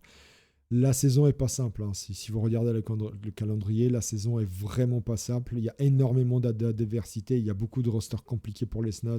Il y a du Laertis, du Galadjin en nécro, du Sebotono en nordique. Il y a 2 vampires qui vont s'amuser avec les Snots porteurs de ballon. Non, ça va pas être évident du tout, sauf s'ils partent sur une stratégie star. Mais là encore, voilà, est-ce qu'ils vont y arriver malgré tout? C'est pas évident. Alors, s'ils dominent pas le championnat, est-ce qu'ils vont nous faire une bonne Milka en qualifiant ce roster-là en play-off? Peut-être, sur un malentendu, peut-être. S'ils misent tous sur leur chance légendaire, peut-être qu'ils vont le faire, mais si je regarde le calendrier, ça va pas être simple. À mon avis, la doublette magique, elle fera tout pour me faire mentir. C'est sûr. Je pourrais donner ma main à couper. Mais je peux aussi dire qu'il y a très peu de chances qu'ils se qualifient en play-off. Je vise d'ici la 5e journée 4 points, pas plus, parce qu'ils ont encore une fois un début de saison pas facile du tout. Et je vais les mettre en tier 4, interrogation, parce que vraiment, je pense pas que ça aille titiller le haut du classement. Mais bon, ils feront tout pour dire que David, il a encore dit des bêtises. Alors, Azmogi et Pagnol, le duo de tenanciers, il innove cette saison. Après une saison compliquée en nécro, ils ont pris la même optique que Nick Appel propre, c'est-à-dire mettre le bordel en championnat. Alors eux, ils sont partis sur une optique par contre complètement différente en termes de composition d'équipe. Ils ont vraiment pas le même effectif que Nick Propre. Vous avez compris, c'est le raccourci entre Nick Appel propre, parce que je ne veux pas dire à chaque fois Nick Appel propre, on va dire Nick Propre. Ils n'ont pas pris les chariots à pompe, alors que Nick Propre, ils en ont pris 2. 2, je pense que c'est trop. Un seul aurait suffi, mais ils en ont pris 2, Nick Propre. Et eux, Azmogi et Pagnol, ils n'en ont pris aucun. D'ailleurs, Azmogi et Pagnol, il faudrait aussi que je raccourcisse. Ça ferait Aznol ou Epamogi. Ouais, ça sonne moins bien que Nicropre quand même. Bon, on verra. Aznol, ils sont partis sur une team value très très basse. Il faut regarder bien, c'est une team value très très basse.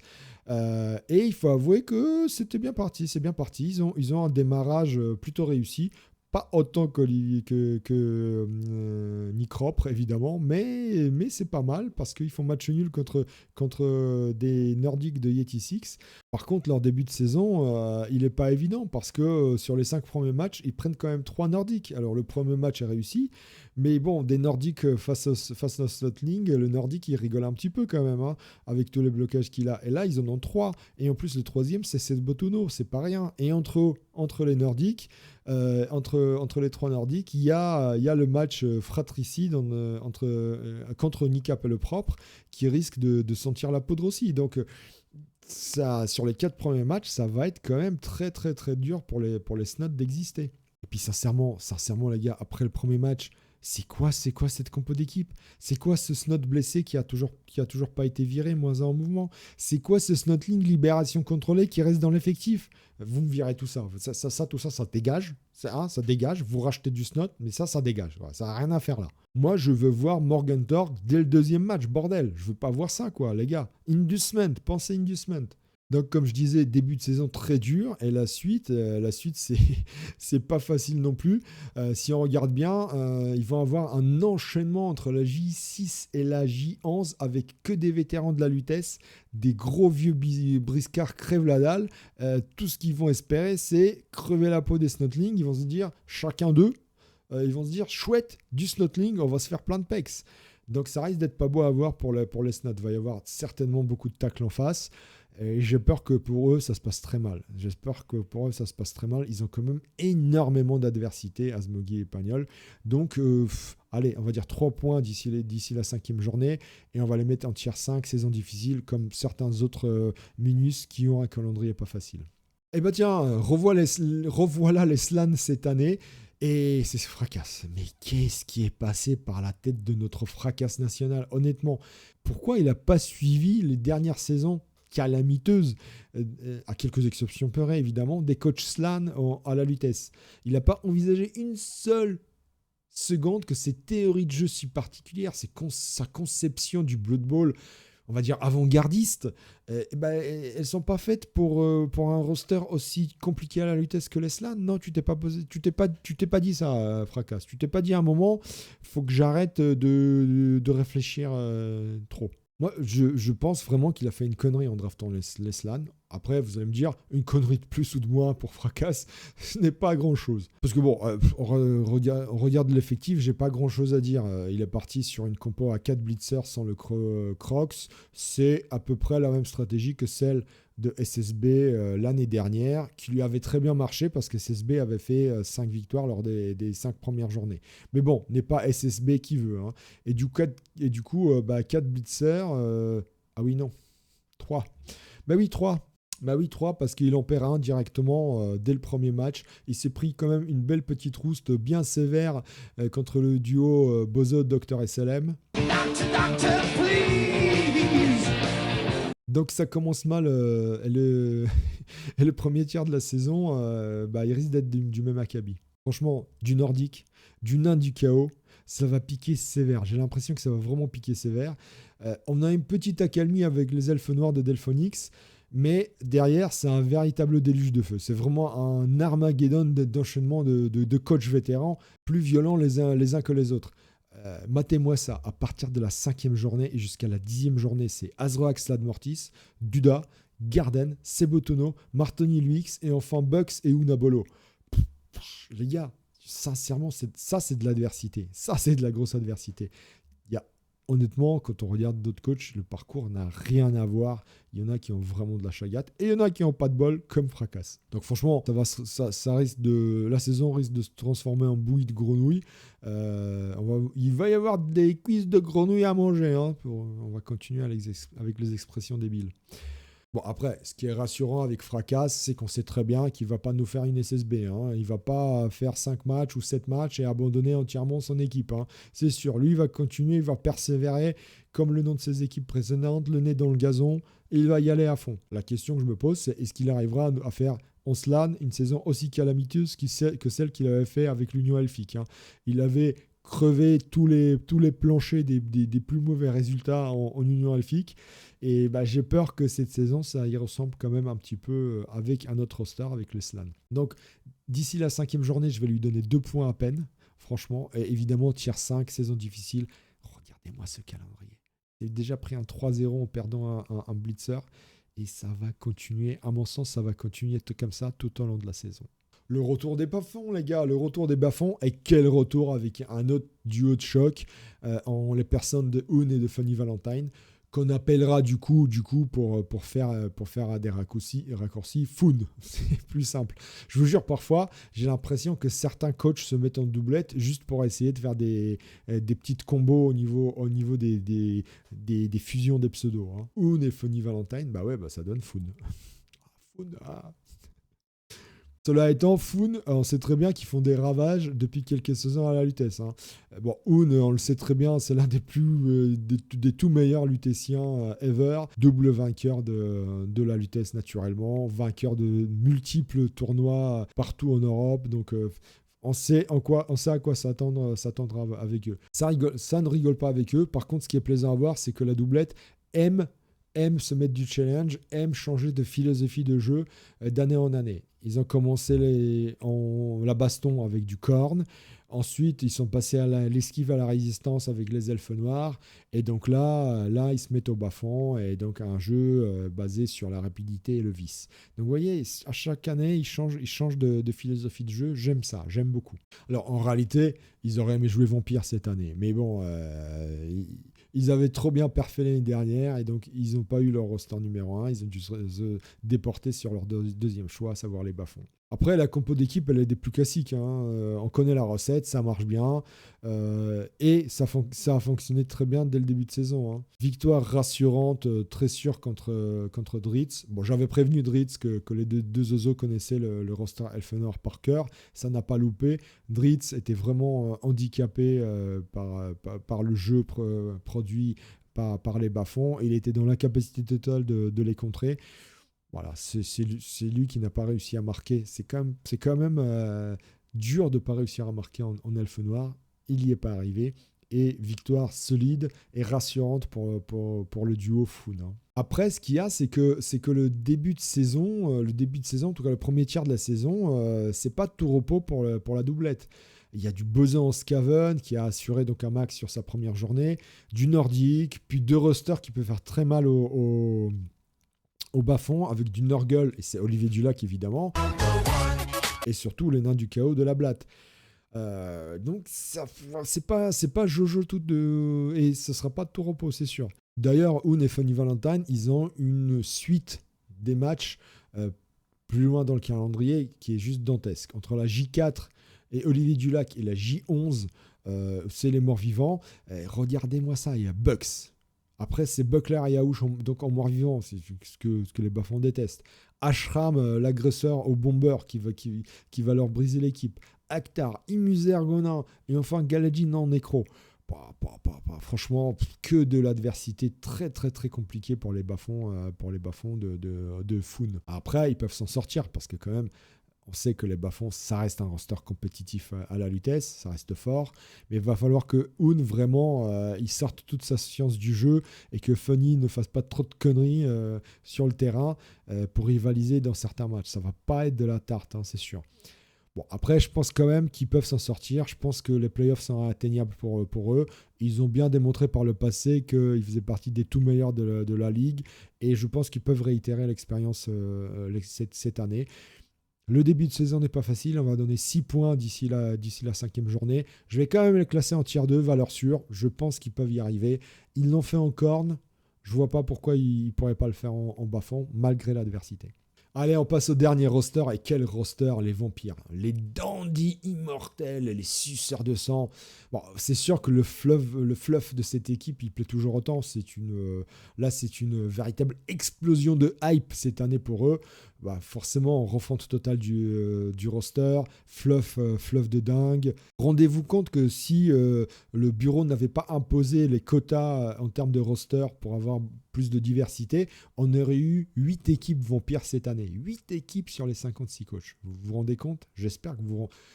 Tu rends compte? Sérieux? Tu rends compte? Alors, petite anecdote sympa. Le roster, c'est celui qui a le plus plu statistiquement aux doublettes. Sur les 5 équipes draftées, on a 3 doublettes. Et on va le voir tout de suite. Chaque coach ou chaque doublette a sa vision de jeu, a sa vision de la stratégie et de la composition d'équipe vampire. Il n'y en a pas 2 qui sont identiques. Hein. Alors, il y en a certains qui se ressemblent, mais il n'y a pas 2 compos d'équipes identiques. Donc, vraiment, même si vous tombez sur plusieurs vampires dans votre saison, c'est évident que vous n'allez pas avoir le même jeu en face. Donc, ça va, en termes d'éclectisme, ça va.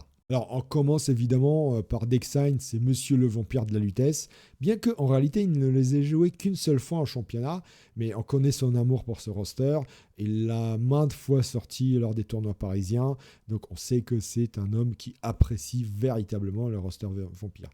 Et de tous les coachs vampires cette année, c'est celui qui semble avoir opté pour la stratégie la plus sécurisante tactiquement. On a 4 vampires, il n'y a pas de big guy et 2 runners carrément. Alors il ne va pas briller dans l'impact physique, hein. Il n'a que 2 joueurs à 4 de force. Mais on note tout de même 14 joueurs et 3 relances. Hein. Il y a de quoi sécuriser le jeu, de quoi sécuriser le banc et de quoi sécuriser la tactique et l'approche du jeu. Mais bon, qu'est-ce que vous voulez? Dexine, il est comme ça, il analyse tout au moindre détail, un grand coup de calcul mathématique, il se fait des algorithmes alambiqués dans sa tête à chaque action, il te pond des formules à base de sinus, cosinus, tangente pour chacun des mouvements qu'il fait.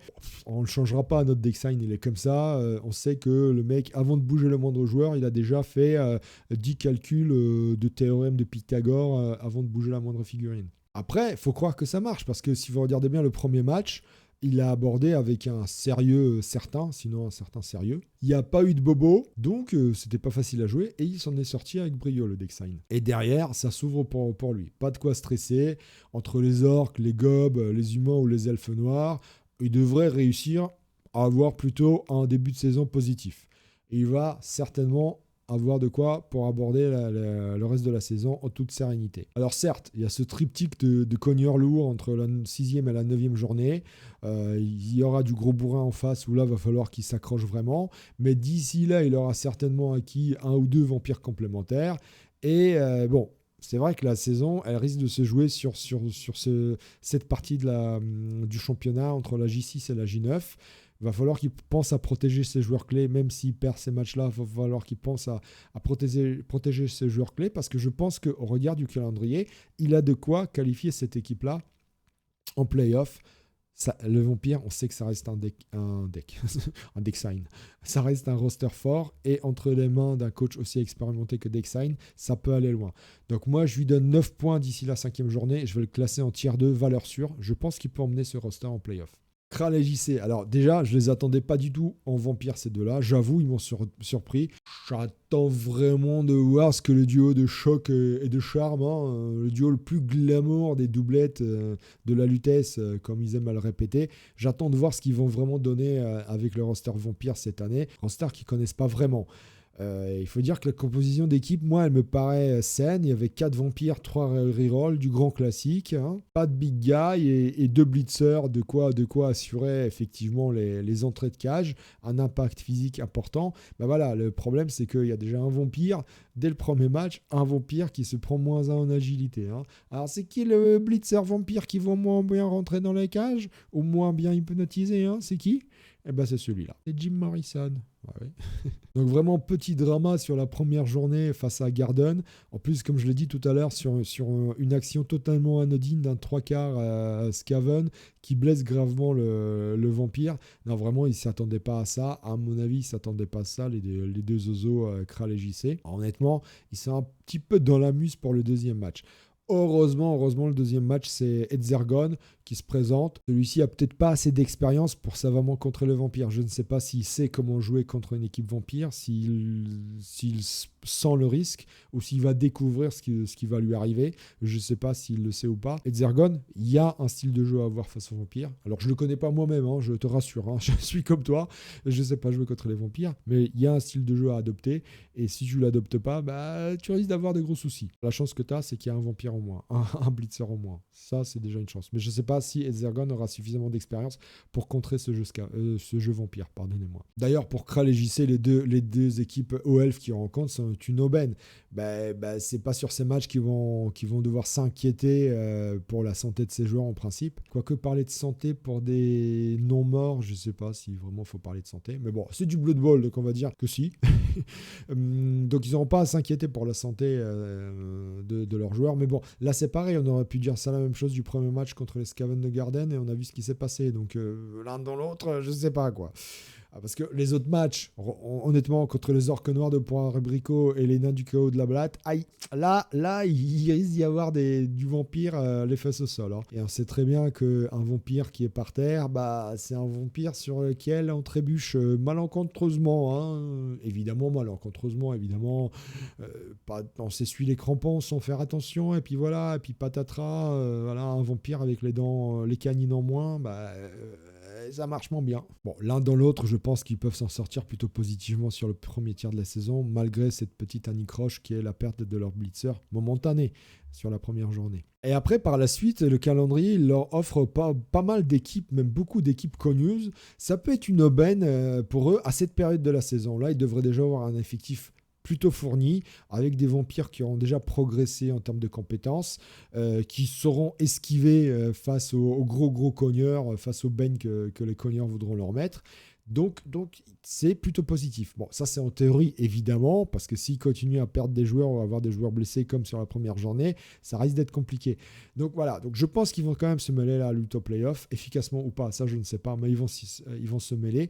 On va leur donner 8 points à l'issue du premier tiers de la saison, et on va les classer en outsider, à savoir tier 3 outsider pour Kral et JC. Alors, Martoni et Elix, gros risque, un gros parti pris dans la composition d'équipe, avec une équipe très pourvue en positionnel, mais qui souffre d'un manque de banc. 5 vampires dans le Vargeist, dans le Big Guy, 2 blitzers, mais seulement, 6 esclaves, pour tout et pour tout.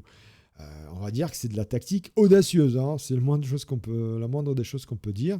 Alors, bravo, ils sont les seuls avec le doc à avoir sorti le Vargeist. Là, je dis bravo pour tant de romantisme dans le jeu Vampire. Mais le problème, c'est effectivement, ils sont tombés sur un gros hic dès le début de saison parce que c'était la blatte en face, le gros cogneur. Et ils se sont pris un méchant 2-0 dans la tranche. Ça a fait mal, ça a dû faire très mal au moral. Heureusement, il n'y a pas eu de vampires blessés, il n'y a eu que 2 esclaves de blessés. Mais bon, c'est pas facile, hein. Se prendre un 2-0 pour des vétérans comme eux, c'est rude, hein, surtout avec un roster prétendument fort. Après, les 2 vieux renards, ils ont de la ressource, on le sait, hein. Certes, il va leur falloir vite enchaîner des bons résultats, car ils ont très peu d'argent, ils n'ont rien misé sur le fan factor, et ça va commencer à sentir le roussi s'ils ne rachètent pas des joueurs, s'ils ne rachètent pas du banc. Le truc, c'est que dès la 2e journée, il y a un duel fratricide contre Alchemy et Ankh-Morpork. C'est déjà crucial, c'est déjà le match pivot de la saison, dès la J2 pour eux. Attention, hein. Donc là, je pense qu'avec le Vargeist, ils vont prendre l'avantage physique, mais vampire contre vampire, ça va hypnotiser dans tous les sens. La balle, elle risque de se retrouver la plupart du temps au sol. On ne sait pas de quel côté va pencher la balance, malgré le Vargeist. Après, l'avantage pour eux, pour Marteau Helix, c'est que la Blatte, c'était le seul gros cogneur sur le premier tiers de la saison. Donc après, ils vont moins s'inquiéter des blessures subies. Bon, évidemment, il y a Ashram dans le lot. Et Ashram, avec son bombardier et ses gobes vicieux, ça risque de piétiner un peu de vampire. Honnêtement, la saison, elle peut aussi dépendre de ce match-là. Et il suffit que le Vargeist parte à la poubelle et ça y est, ils peuvent dire adieu au beau résultat, Martoni et Luix, hein. Alors, malgré tout, ils ont quand même de la chance de ne rencontrer que peu d'équipes destructrices, hein. On a, sur le reste de la saison, on a Crouch en Orc, on a Laertis en Corne, il y a Alf, certes, mais c'est tout. C'est tout. L'un de l'autre, le calendrier est plutôt ouvert pour les vétérans tels que Marteau et 60. Helix 60 en romain, ouais. Marteau 60, on va dire. C'est plus facile à dire que Marteau Helix. Non, c'est pareil en fait. Bon, j'arrête les conneries. Je pense que malgré tout, au regard de la saison, même s'ils ont des matchs charnières en tout début de saison, ils peuvent viser les playoffs. Ça va être difficile, c'est pas infaisable. Ils ont un calendrier plutôt ouvert par la suite de la compétition. Donc je pense que on peut les mettre en tier 3 outsider et je pense qu'ils feront d'ici la 5e journée 8 points. Ils devraient faire 8 points. Il y a eu cette petite maladresse face à la Blatte malodorante en première journée, mais je pense qu'ils vont vite se ressaisir par la suite. Alors, Alchemy et Ankh-Morpork, Alkank, on va dire. Alkank. Compo d'équipe très sécuritaire pour le duo le plus gothique de la vitesse, honnêtement, hein. Les cheveux longs, quoi. Ils sont là, les cheveux longs sont là. Le roster Vampire, ça n'est comme une évidence pour eux. Franchement, j'aurais donné ma main à couper que cette année ils allaient jouer roster Vampire. Ça n'a pas raté. Alchemy, il continue à faire son tour de France des différents rosters. Chaque année, il prend un roster qu'il a encore jamais joué à la vitesse. Et Ankh-Morpork, il retente une nouvelle fois expérience Vampire. C'est son roster fétiche. C'était normal de les voir en Vampire cette année.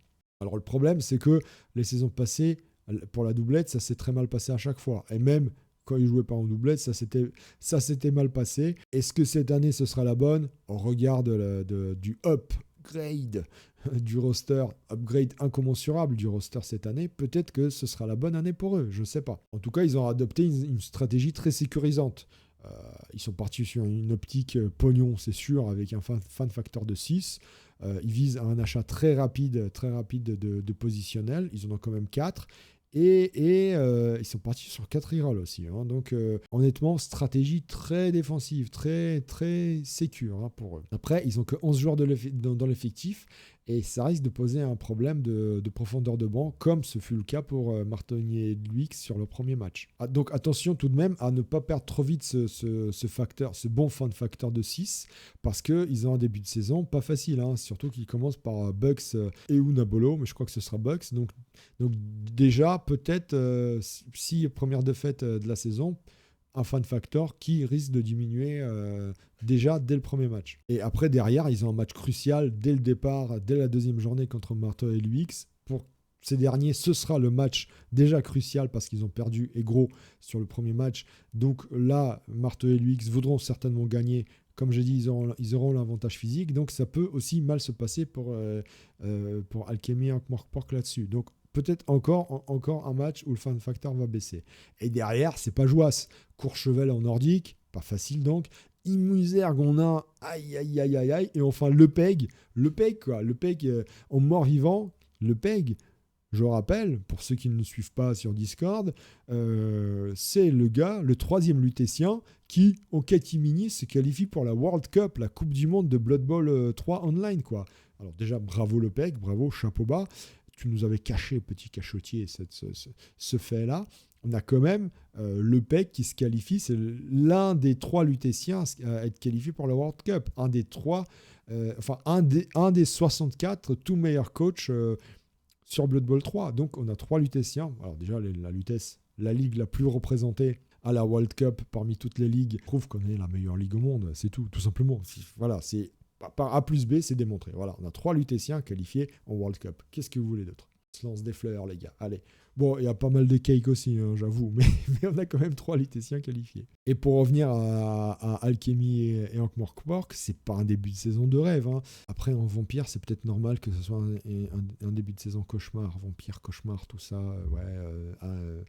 chauve-souris, la nuit, le sang, les loups, tout ça, c'est peut-être normal, on va dire. Il devrait adorer, en tout cas, Et par la suite, c'est pas génial. Le calendrier, il reste le même en termes d'adversité.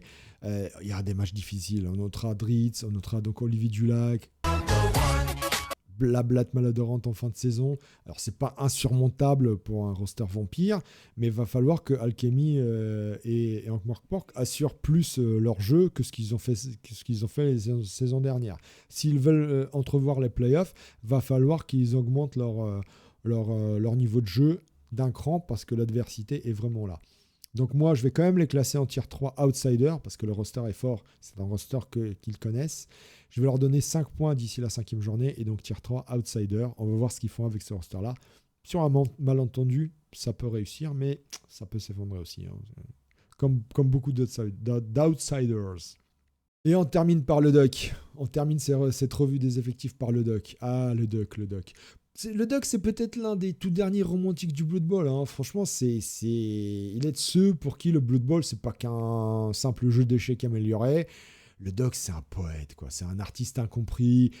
Pour le doc, il est de ceux pour qui le voyage compte plus que l'arrivée, presque. Il est de ceux qui visent une histoire quand ils jouent à Blood Bowl. Ils aiment une histoire, tout simplement.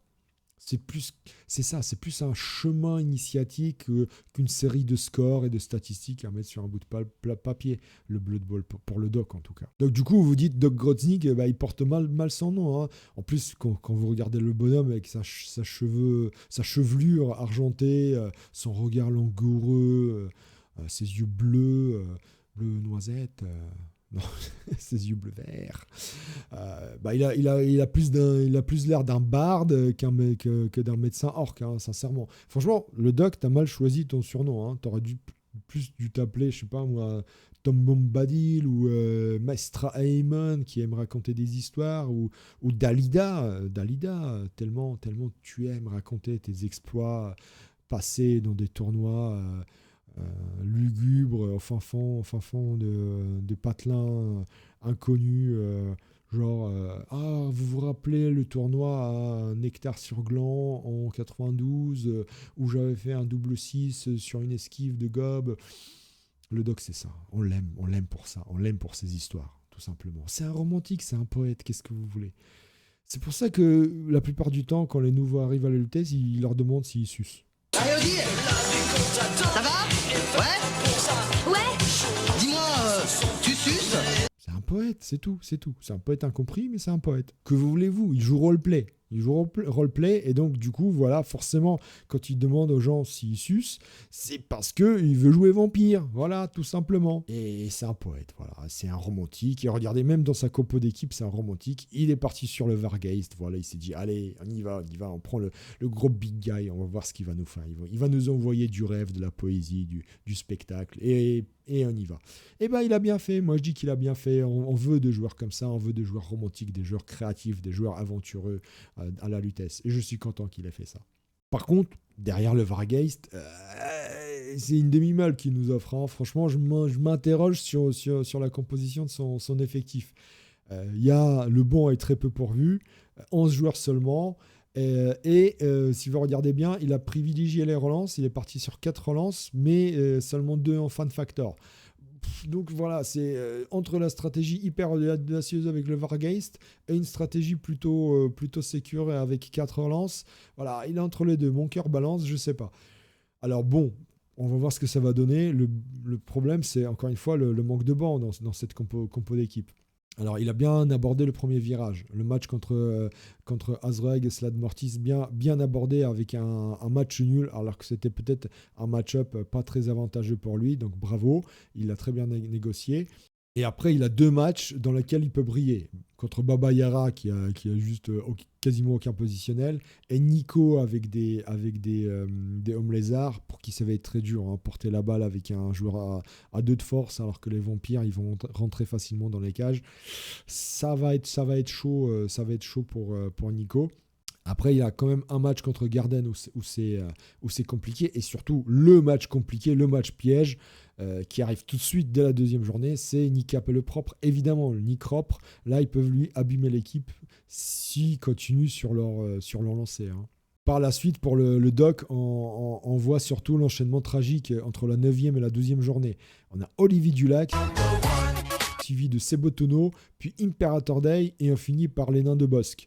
Là aussi, pour les vampires, ça va être des match-up plus que tendus. Ça va être des match-up très, très, très, très compliqués. Des matchs très compliqués pour le doc.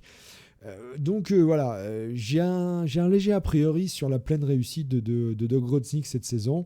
Il peut s'en sortir, mais il peut aussi s'effondrer totalement, un peu comme Alchemy Ankh-Morpork. Hein. Bon, après, c'est un gros vétéran qu'il est, donc je le vois malgré tout lutter en play-off. Pour les play-offs, est-ce qu'il luttera efficacement? Ça, j'en sais rien, mais il va lutter. Après, c'est pas l'essentiel, j'ai envie de dire. J'ai envie de dire que maintenant qu'il joue les suceurs de sang, l'essentiel, c'est de savoir s'il réussira enfin à se faire pomper. C'est ça. Depuis le temps qu'il le demande, hein, sur les forums, depuis le temps qu'il le demande. Est-ce que maintenant, en vampire, il réussira enfin ce qu'il espère tant? Bon, je pense que, honnêtement, entre nous, c'est la véritable raison pour laquelle il a choisi ce roster, hein, sincèrement. Hein. Et c'est entre nous. Bon, quoi qu'il en soit, je pense qu'il peut faire 8 points d'ici la 5e journée. Et on va le mettre, comme un peu beaucoup les vampires, en tier 3 outsider. Tout simplement. Et voilà, j'en termine là, les amis. J'en termine là avec cette très longue vidéo. On est à plus de 2 heures de vidéo. Évidemment, je vais faire des coupes parce que j'ai dit tellement de conneries, il faut arrêter. Bon, voilà, je mets le tableau tout de suite. Je mets le tableau récapitulatif de mes pronostics avec les différents tiers des coachs et avec leurs différents nombres de points que j'estime qu'ils feront d'ici la 5e journée, évidemment. En couleur, ce sont les coachs que je pense qualifiés en play-off. Hein. Encore une fois, on sera à 22 qualifiés en play-off. Donc en couleur, ce sont ceux que je pense qualifiés en play-off à l'issue de la 15e journée. Honnêtement, il y a beaucoup d'a priori là-dedans. Surtout, les vampires cette saison, c'est la grosse inconnue. Alors qu'il y a 5 équipes, on va voir ce qu'ils vont faire. Ça se trouve, ils vont dominer totalement le championnat, comme ça se trouve, ils vont s'effondrer totalement. On n'en sait rien. C'est pour ça que je les ai mis un peu en outsider, parce que c'est vraiment la grande inconnue. De toute façon, on verra très vite si je dis que des conneries ou si, comme chaque saison, j'ai entièrement raison dans mes statistiques et mes pronostics. Honnêtement, vous le savez très bien, mon algorithme est quasiment infaillible et que si il se foire, c'est parce que les coachs l'ont voulu. C'est vrai, hein, soyons honnêtes, c'est à cause de ça. On verra. Là-dessus, je vous dis à très bientôt. On va discuter de tout ça de vive voix ou sur les différents réseaux sociaux. J'ai hâte de vous retrouver lors des soirées à la revanche, que ce soit en individuel ou en multiplex. On essaiera de faire plein de vidéos de notre ligue préférée. Et on essaiera aussi de faire des vidéos de Blood Bowl 3 online. On va suivre notamment nos résultats, nos exploits de nos 3 coachs qualifiés à la World Cup. J'ai hâte de suivre ça. J'ai hâte que cette saison commence vraiment. On a la première journée qui n'a pas encore terminé, mais très vite, les matchs vont s'enchaîner et ça va être, je pressens, une folie totale. Donc, allez, j'arrête de parler. On se voit très vite autour des tables de Blood Bowl. Je vous dis à ciao et à plus. Ciao les gars, salut, à plus. likes us, we don't care. No one likes us, we